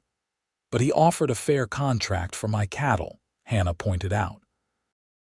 "If he wanted my land, why help my ranch succeed?" "Maybe the contract was just to gain your trust," Kane suggested. "Or maybe there's more going on than we understand yet." Hannah sighed, watching her breath plume in the cold air. "Either way, we need to be careful." Kane reached across the space between their horses to take her hand. "We will be together." The words sent warmth through her despite the winter chill. Whatever challenges lay ahead, they would face them side by side. The weeks passed in a blur of winter work and deepening feelings. Kane integrated himself fully into ranch life, his skills proving valuable in countless ways. He took over the training of the young horses, showing a gentle touch that belied his dangerous reputation. He repaired fences, organized the hands, and planned for the spring calving season with the thoroughness of a man who intended to be there for years to come. At night, in the privacy of the study or on long rides across the snow-covered prairie, he and Hannah built their relationship on shared dreams and growing trust. They decided to marry in the spring, after the cattle drive to Abilene, a practical timeline that suited them both. February brought the first hints of thaw, patches of brown earth appearing amid the diminishing snow. With it came increased activity from the railroad surveyors, who could be seen daily marking the route that would pass near the Everett ranch. "It's really happening," Hannah remarked one evening as she and Kane stood on the porch, watching the distant lanterns of the survey team. "By this time next year, the train will be running right there. And this place will be worth 3 times what it is now," Kane added, his arm around her shoulders. Hannah leaned into his warmth. "No wonder so many people have tried to take it from me." "They'll have to go through me first," Kane said with quiet determination. Hannah smiled up at him. "My protector," he kissed her forehead. "Always." Their peaceful moment was interrupted by the sound of approaching hooves. Kane's hand moved automatically to his revolver as a rider appeared in the gathering dusk. "It's Hank," Hannah said, recognizing her foreman. "He was supposed to be in town until tomorrow." Hank reined in his horse, his expression troubled. "Miss Everett, Kane, we've got trouble. Just overheard something in town that you need to know." They moved inside, where Hank removed his hat and accepted the coffee Mrs. Peterson hastily provided. "I was at the saloon, having a drink after taking care of the supply order. Davis was there with some men I didn't recognize, city types in fancy suits." Kane's expression sharpened. "Go on." "They didn't see me in the corner. They were talking about the Everett ranch, about how it was the last piece they needed for some big development plan." Hank looked apologetically at Hannah. "Sounds like that cattle contract was just a way to keep you distracted until they could figure out another approach." Hannah felt a cold knot form in her stomach. "Did they mention the Westward Development Corporation?" Hank nodded grimly. "That's the name they used. Davis seemed to be reporting to them, explaining why his personal approach hadn't worked to get you to sell." Kane's jaw tightened. "Did they discuss any specific plans?" "Nothing definite. But one of them older fellow, gray beard, expensive watch, he said something about accelerating the timeline now that the railroad route was confirmed." Hank twisted his hat in his hands. "He said, we need that land before April, whatever it takes." Hannah and Kane exchanged worried glances. April was when construction was set to begin on the new railroad spur. "We need to find out exactly who these people are," Hannah said firmly, "and what they're planning." "I'll ride to Topeka tomorrow," Kane decided. "The Territorial Records Office will have information on the Westward Development Corporation, who owns it, what other properties they've acquired." Hannah nodded. "And I'll have a conversation with our Mr. Davis. It's time he showed his true colors." "Not alone," Kane said immediately. "No," Hannah agreed. "We'll send word asking him to come here. Hank and the boys will be nearby, and you'll be back from Topeka by then." As they finalized their plans, Hannah felt a strange combination of anger and relief. Anger at the deception, but relief that they had discovered it before it was too late. Whatever these developers had planned, they would find the Everett ranch a more difficult target than they anticipated. Kane departed for Topeka at first light, promising to return as quickly as possible. Hannah sent a messenger to Davis, requesting his presence at the ranch the following afternoon to discuss an urgent matter regarding the cattle contract. The response came back promptly. Davis would arrive at 2 o'clock. Hannah spent the intervening time reviewing her father's papers, looking for any clue about why her land might be so valuable to these developers beyond its proximity to the railroad. There had to be something more, some resource or advantage that made this specific property worth the elaborate schemes they had employed. In her father's oldest records, she found a notation that caught her attention, a survey report from 1855, when James Everett had first claimed the land.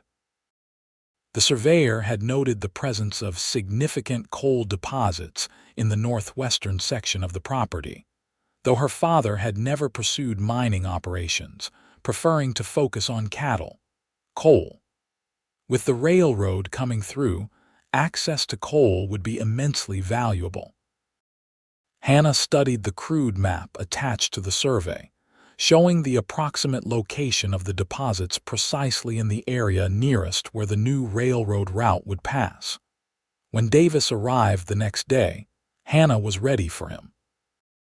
She received him in the study, with Hank positioned discreetly in the hallway and two other hands stationed nearby. Mrs. Peterson had been instructed to remain in the kitchen with Timothy. "Hannah," Davis greeted her warmly, removing his hat. "Your message sounded urgent. I hope there's no problem with the contract." "Please sit down, Mr. Davis," Hannah said formally, gesturing to the chair opposite her desk. "And I think we can dispense with the pretense of friendliness." Davis's smile faltered slightly. "I'm not sure I understand." Hannah leaned forward, her expression direct. "Let me be clear, then. I know about the Westward Development Corporation. I know about the coal deposits on my land. And I know that you've never been simply a cattle buyer." The transformation in Davis's demeanor was subtle but unmistakable, a hardening around the eyes, a slight straightening of his posture. "I see someone's been talking out of turn." "Did you really think you could deceive me indefinitely?" Hannah asked, her voice steady despite her racing heart. "That I wouldn't discover what you and your employers were planning." Davis studied her for a long moment, then sighed. "It wasn't personal, Hannah. It's just business. The most efficient business approach would have been for you to accept my proposal, both professional and personal. The ranch would have remained yours, nominally at least, while your corporation extracted the coal and profited from the railroad access," Hannah finished. "How convenient," he shrugged, dropping all pretense now. "It would have been the simplest solution for everyone. You would have had security and status as my wife. The corporation would have had the resources it needed. Win-win." "Except that I would have been deceived and manipulated," Hannah said coldly. "And married to a man I couldn't trust." Davis's expression hardened. "Trust is overrated in business, Hannah. Results are what matter. Your emotional attachment to this bounty hunter is clouding your judgment about what's best for your future." "My future is not yours to decide," Hannah replied, "nor is the fate of my land. Please inform your employers that the Everett ranch is not for sale, not now, not ever." Davis rose from his chair, his cordial mask completely gone now. "You're making a mistake. The corporation will get this land one way or another. They have resources and connections you can't imagine." "Is that a threat, Mr. Davis?" "It's a reality," he replied coolly. "One that your gunslinger boyfriend can't protect you from, no matter how fast he draws." Hannah stood as well, refusing to be intimidated. "I think we've said all that needs saying. Hank will show you out." On cue, the foreman appeared in the doorway. Davis looked between them, a calculating expression crossing his face before he settled his hat on his head with deliberate care. "This isn't over, Hannah," he said quietly. "When you're ready to be reasonable, you know where to find me." After he had gone, Hannah released a shaky breath, the tension of the confrontation catching up with her. She had stood her ground, but Davis's parting words troubled her. What might a powerful corporation be willing to do to secure the land they wanted? Kane returned from Topeka the following evening, his expression grim as he shared what he had discovered. The Westward Development Corporation was owned primarily by Eastern Railroad investors and coal mining interests. They had indeed acquired numerous properties along the planned route, often after the original owners had experienced mysterious misfortunes. "The man with the gray beard and expensive watch that Hank described is probably Edmund Clayton," Kane explained, showing Hannah a newspaper clipping featuring the businessman. He's one of the primary shareholders and sits on the board of directors for both the railroad and the mining company. Hannah nodded, filling Kane in on her confrontation with Davis and her discovery about the coal deposits. It all makes sense now. They need our land not just for the railroad access but for the coal beneath it. Kane paced the study, his expression troubled. Clayton is not a man to give up easily. He's known for getting what he wants by whatever means necessary. What do you think they'll try next? Hannah asked. Kane shook his head. Hard to say, but we should be prepared for anything. They didn't have to wait long to find out. 3 days later, as Hannah was reviewing the spring planting plans with Mrs. Peterson, a rider came galloping into the yard, shouting for help. It was Timothy, who had been checking fences in the north pasture. "Fire!" he cried, leaping from his horse. "The north pasture is burning." Kane and the ranch hands mobilized immediately, gathering buckets, blankets, and shovels. Hannah ran to saddle her horse, determined to help fight what could quickly become a devastating prairie fire. The north pasture was indeed ablaze, flames leaping across the dry winter grass with frightening speed. What immediately struck Kane, however, was the pattern of the fire. This was deliberate, he shouted to Hannah over the roar of the flames. Look, it was set in a line, cutting us off from the northwest corner. The very corner where the coal deposits lay. For hours, they battled the fire, beating back flames, digging fire breaks, working until their lungs burned from smoke and their muscles ached from exertion. By nightfall, they had contained the blaze, though a significant portion of the pasture was reduced to blackened earth. As they surveyed the damage in the fading light, Hannah noticed movement at the far edge of the property riders, moving quickly away from the ranch. "Kane," she called, pointing. He narrowed his eyes, then swung onto his horse. "Stay here," he ordered, already urging midnight into a gallop. Hannah, of course, did no such thing. She mounted her own horse and followed, keeping Kane's dark figure in sight as he pursued the mysterious riders. By the time she caught up, Kane had intercepted one of them, a rough-looking man Hannah didn't recognize. "Who sent you?" Kane was demanding, his revolver trained steadily on the man. The rider spat on the ground. "Don't know what you're talking about, mister. Just passing through." With matches and coal oil, Kane gestured to the man's saddlebags, where the incriminating items were clearly visible. "Try again." The man's eyes darted between Kane and Hannah, calculating his chances. "Look, I was just paid to start a fire, didn't ask questions about why. Who paid you?" Hannah demanded. "Never got a name, city fellow, well-dressed. Said it was just to scare you a bit, not harm anyone." Kane and Hannah exchanged glances. The description could fit Davis, though it was frustratingly vague. "Where were you supposed to meet him after the job was done?" Kane pressed. The man hesitated, then apparently decided cooperation was his best option. "The Red Dog Saloon in Wichita, tonight at 8. Kane considered this information. "You're going to keep that appointment," he decided, "and I'll be watching." They escorted the arsonist back to the ranch, where Hank was tasked with keeping him secure until evening.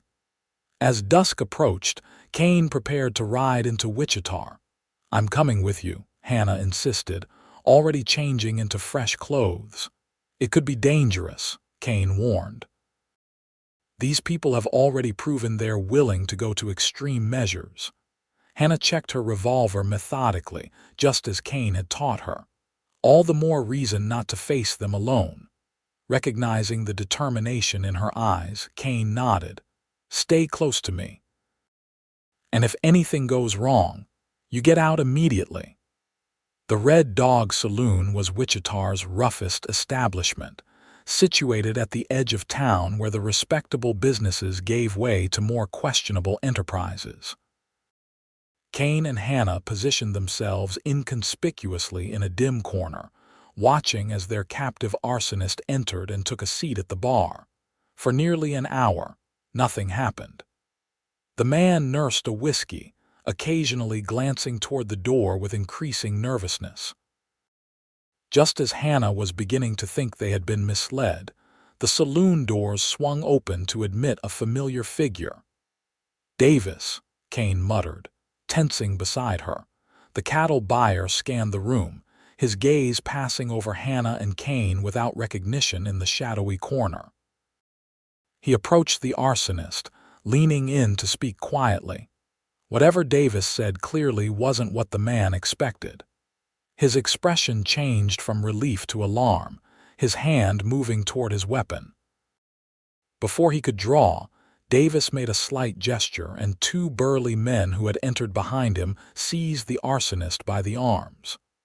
"Let's continue this conversation outside," Davis said, loud enough for Hannah and Kane to hear. As the group moved toward the door, Kane squeezed Hannah's hand. "Stay here," he whispered. "I'm going to follow them." "Be careful," she urged, her heart pounding with fear for him.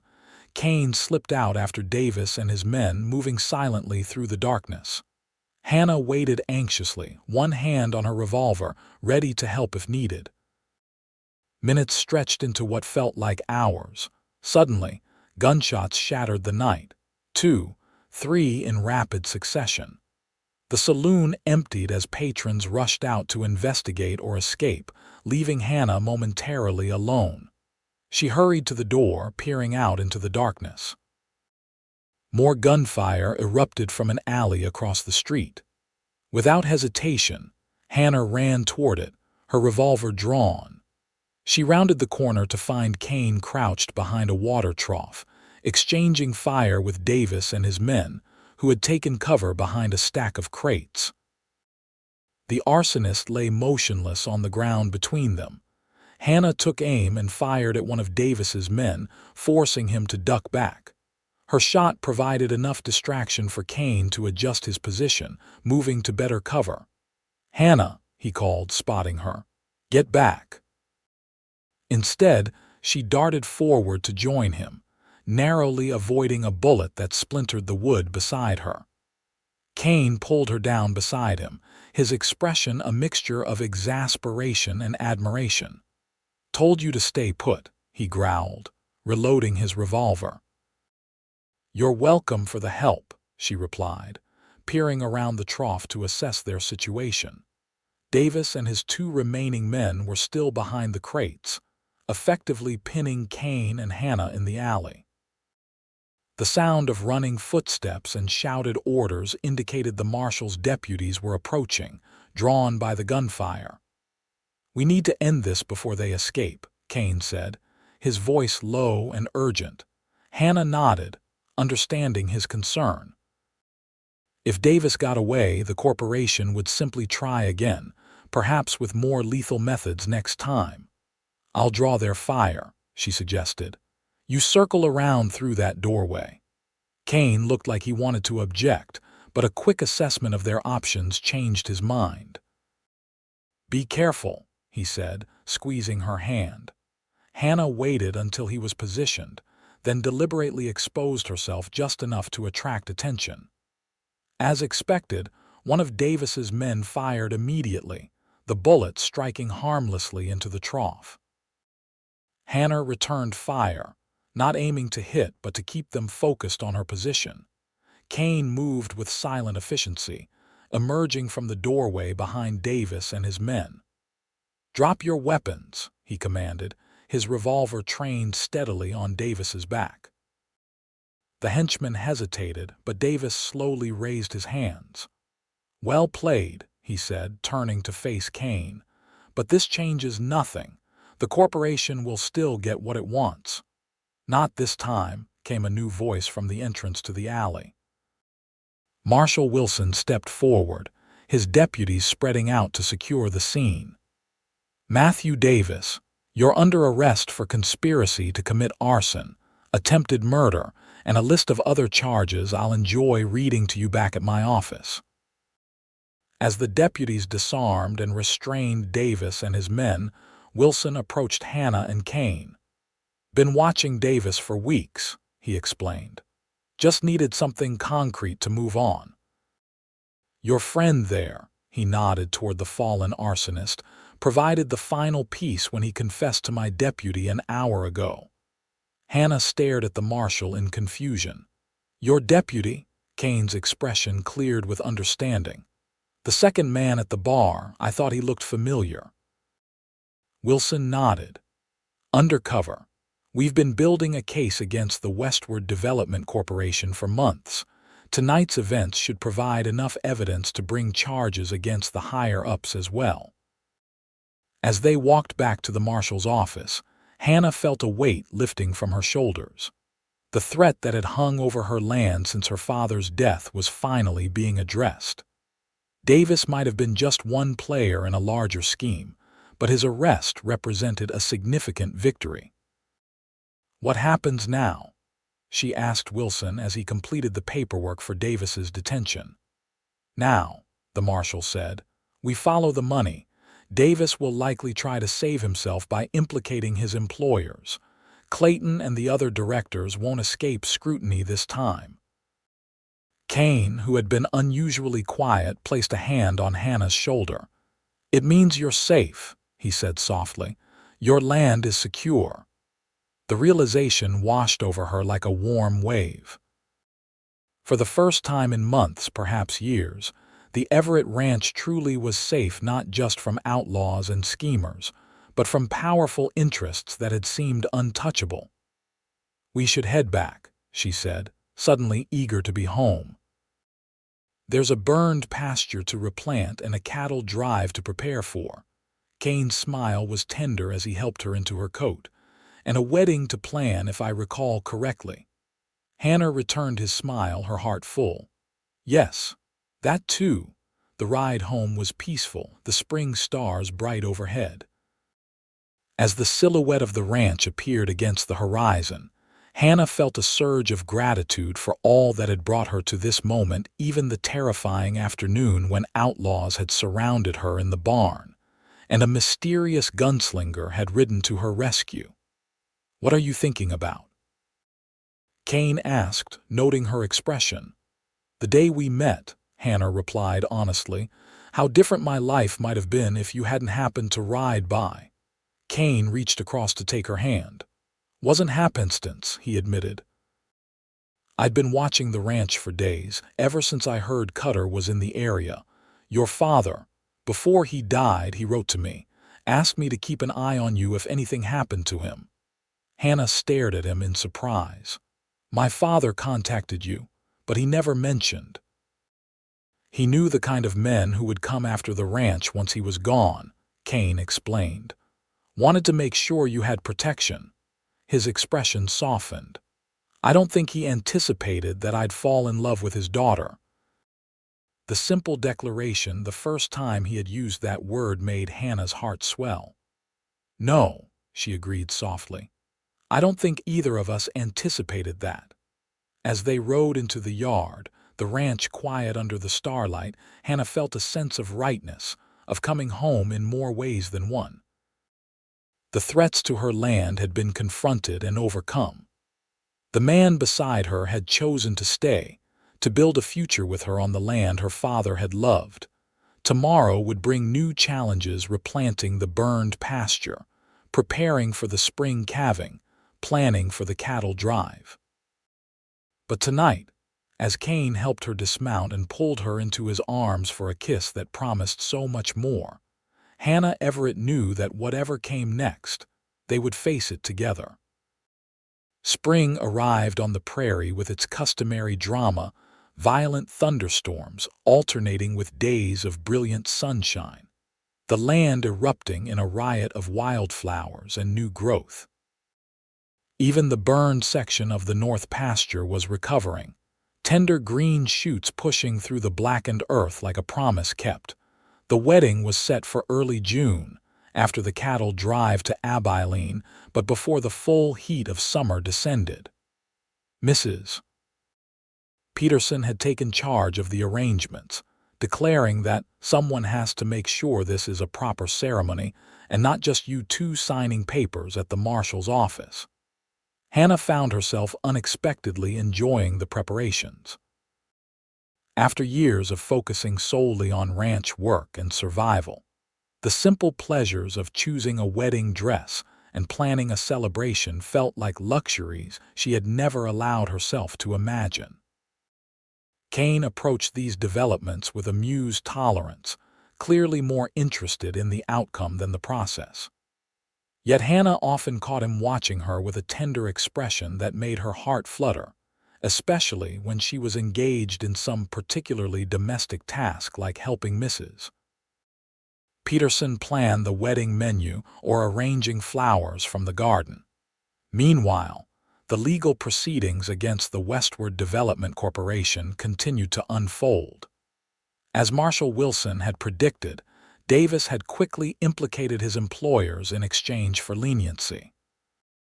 Edmund Clayton and 2 other directors were arrested in St. Louis, charged with conspiracy, fraud, and multiple counts of property destruction across the territory. The railroad construction proceeded as planned, though with new oversight that ensured fair compensation for affected landowners. Hannah had negotiated rights of way across a small portion of her property, receiving both payment and guarantees about access and water rights.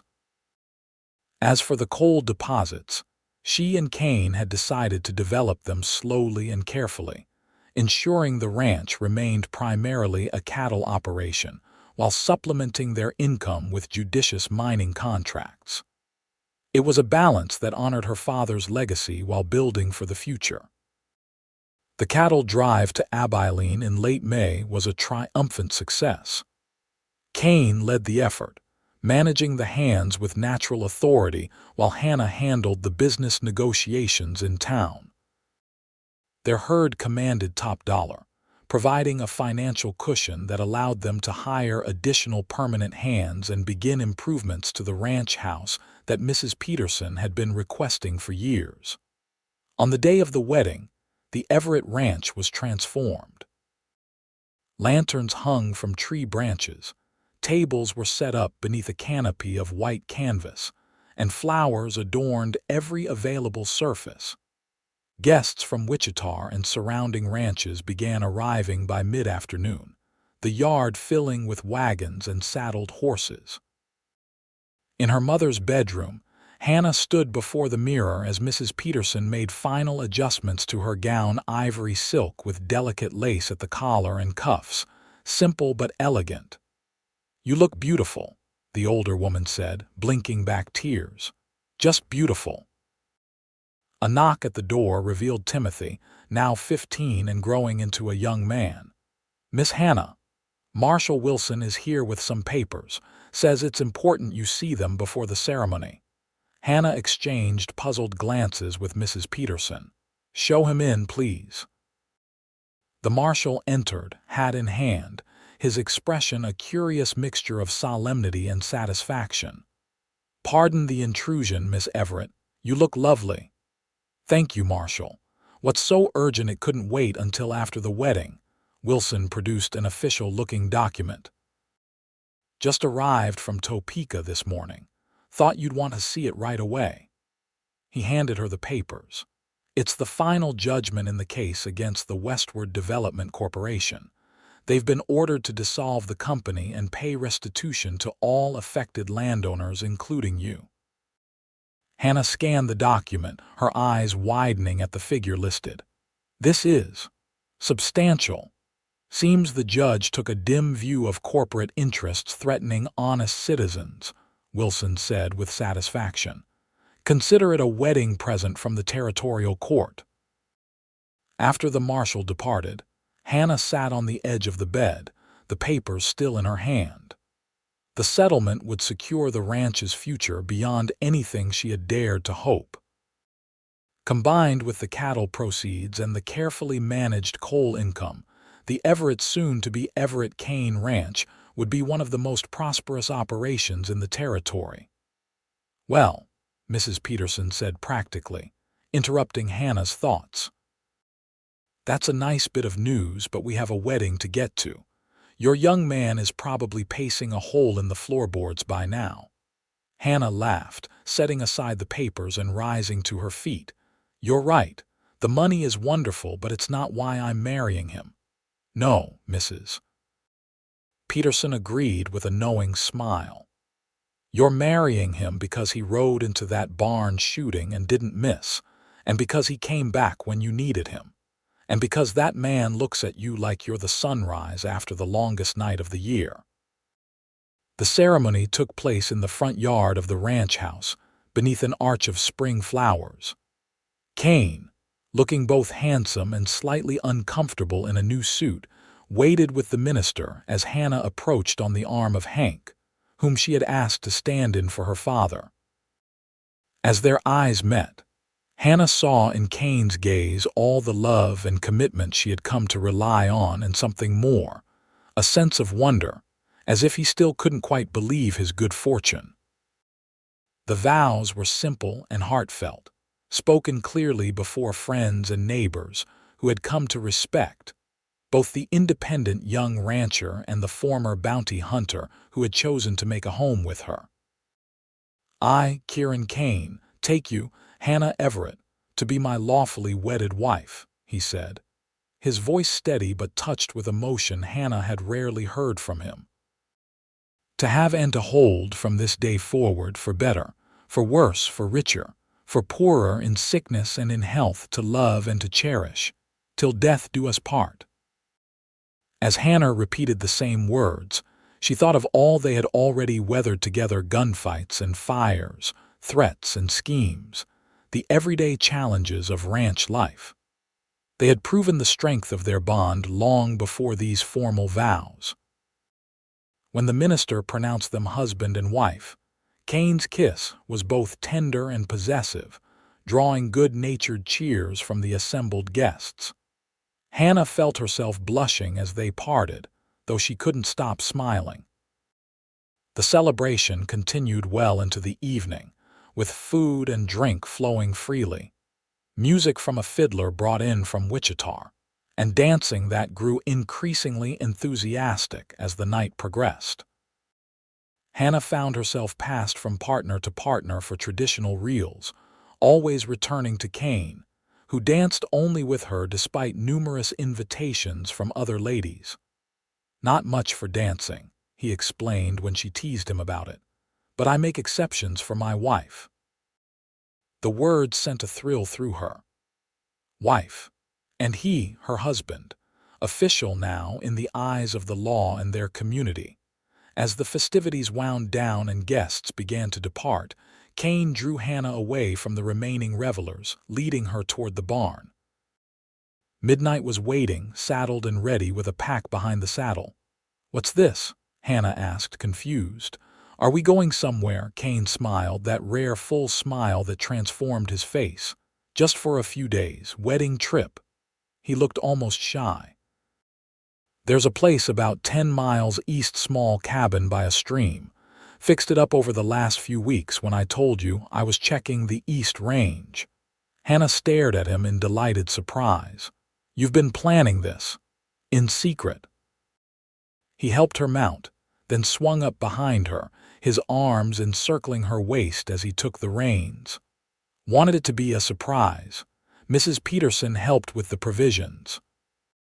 As they rode away from the ranch, the sounds of celebration fading behind them, Hannah leaned back against her husband's chest, contentment filling her like the warmth of a perfect summer day.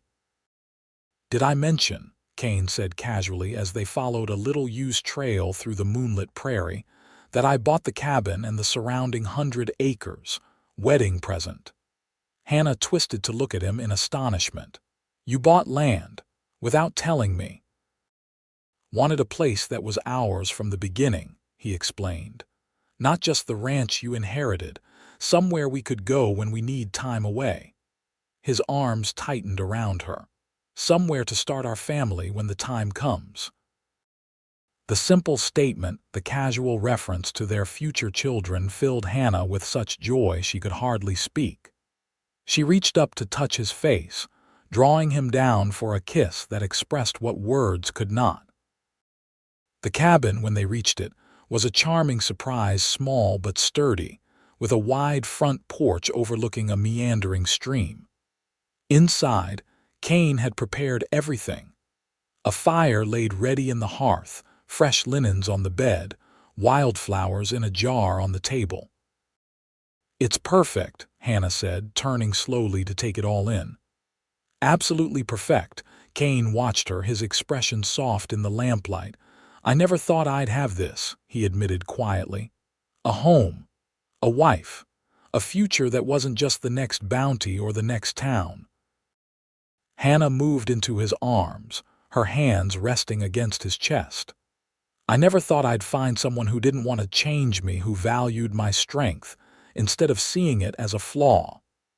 "Your strength is what I love most about you," Kane murmured, his fingers gently tracing the curve of her cheek.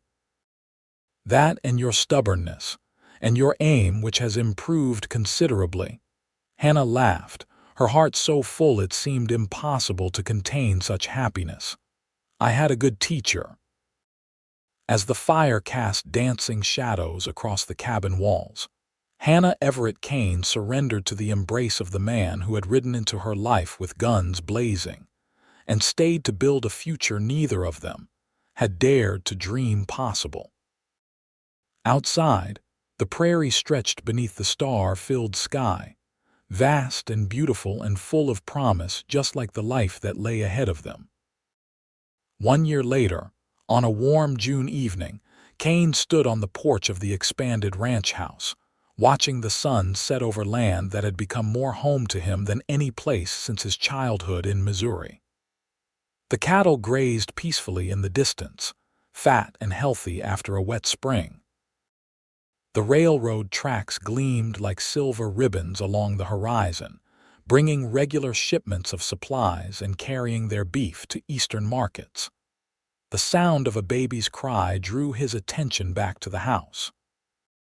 With a smile, he turned and entered, moving through the newly added sitting room to the bedroom beyond. Hannah sat in a rocking chair by the window, their 2-month-old son cradled in her arms. James Kieran Kane had his mother's chestnut hair and his father's blue eyes, a combination that both parents found endlessly fascinating. "Someone's hungry," Hannah said, smiling up at Kane as he approached. He bent to kiss her forehead, then gently traced a finger along his son's tiny cheek. "Growing boy needs his strength, going to be tall like his pa." "And stubborn like both his parents," Hannah predicted, adjusting the baby to nurse. "Mrs. Peterson says he's got the loudest cry she's ever heard, claims she can hear him all the way in the kitchen when the windows are closed." Kane chuckled, settling on the edge of the bed to watch his wife and son. The past year had brought changes he could never have anticipated, not just the baby, but the deepening of his relationship with Hannah, the growing prosperity of the ranch, the sense of community he had found among the people of Wichita and the surrounding farms. He had even received a letter from the territorial governor, offering him a position as a special marshal, a role that would allow him to use his tracking and shooting skills in service of the law, while maintaining his home base at the ranch. After discussion with Hannah, he had accepted, finding satisfaction in bringing justice to the territory without the solitary existence of his bounty hunter days. "Penny for your thoughts," Hannah said, observing his contemplative expression. Kane smiled, reaching out to take her free hand in his. "Just thinking how different life is from what I expected. A year ago, I was standing in this spot getting ready to marry the most beautiful, stubborn woman in Kansas territory. And now," Hannah prompted, her eyes warm with affection, "now I'm watching that same woman nurse our son in the home we've built together." He squeezed her hand gently. "Can't imagine wanting anything more than this." Hannah's expression softened. "Not even a daughter to wrap you around her little finger." Kane laughed, the sound coming easily now after a year of happiness had worn away the rough edges of his former life. Maybe in a year or two. Let's get this one sleeping through the night first. As if on cue, little James finished nursing and yawned hugely, his tiny fists waving in the air. Hannah shifted him to her shoulder, patting his back with practiced ease. "Your turn," she said, passing the drowsy infant to Kane. "I need to check on dinner. Mrs. Peterson is teaching Timothy's sister to cook, and I'm not entirely confident in the results." Kane accepted his son, cradling him with a confidence that had developed over the past 2 months. The first time Hannah had placed the newborn in his arms, he had been terrified. His hands, which had taken so many lives, seemed ill-suited to holding something so fragile and innocent.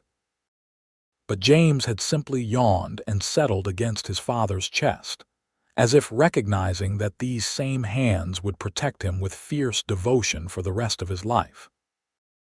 As Hannah left the room, Kane carried his son to the window, where the last rays of the setting sun painted the prairie in shades of gold and crimson.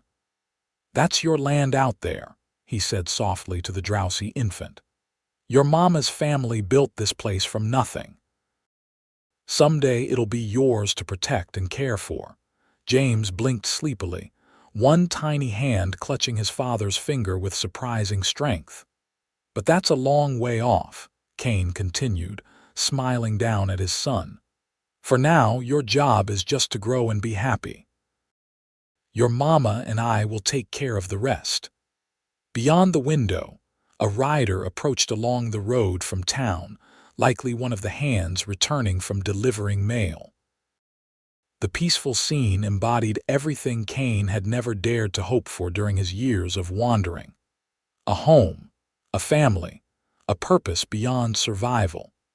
As he settled his now sleeping son in the cradle Hannah's father had carved decades ago for her own birth, Kane offered a silent prayer of gratitude for the circumstances that had brought him to this land at precisely the moment Hannah needed him, for her courage and determination that had matched his own, for the love that had grown between them, strong and enduring as the prairie itself. Hannah appeared in the doorway, watching him with a tender expression. "James asleep," Kane nodded, moving to join her. He slipped an arm around her waist, drawing her close. "Out like a light. Takes after his mother that way once you're asleep. Nothing short of a stampede will wake you." Hannah laughed softly, leaning into his embrace. "Mrs. Peterson says dinner will be ready soon. And Hank brought news from town. The governor is visiting Wichita next month and specifically asked if Marshal Kane would be available to discuss security arrangements." "Marshal Kane," he repeated, still not entirely accustomed to the title. "Sounds strange every time I hear it." "I think it suits you," Hannah said, reaching up to touch his face gently. "Always knew you were more lawman than outlaw at heart." Kane turned to press a kiss into her palm. Only needed the right reason to choose that path. As they stood together in the doorway of their child's room, the warmth of their home surrounding them, both reflected on the journey that had brought them to this moment. From a desperate standoff in a barn to a life built on love and shared purpose, a story neither could have written alone, but which they had created together, word by word, day by day. Outside, the prairie stretched to the horizon, vast and beautiful and wild. But here, within these walls, Kieran Kane and Hannah Everett Kane had found something both had once believed beyond their reach. A place to belong, completely and unconditionally. A home not just of land and timber, but of hearts aligned in perfect understanding. And it had all begun with outlaws surrounding a brave woman in a barn, and a cowboy who rode in shooting and didn't miss.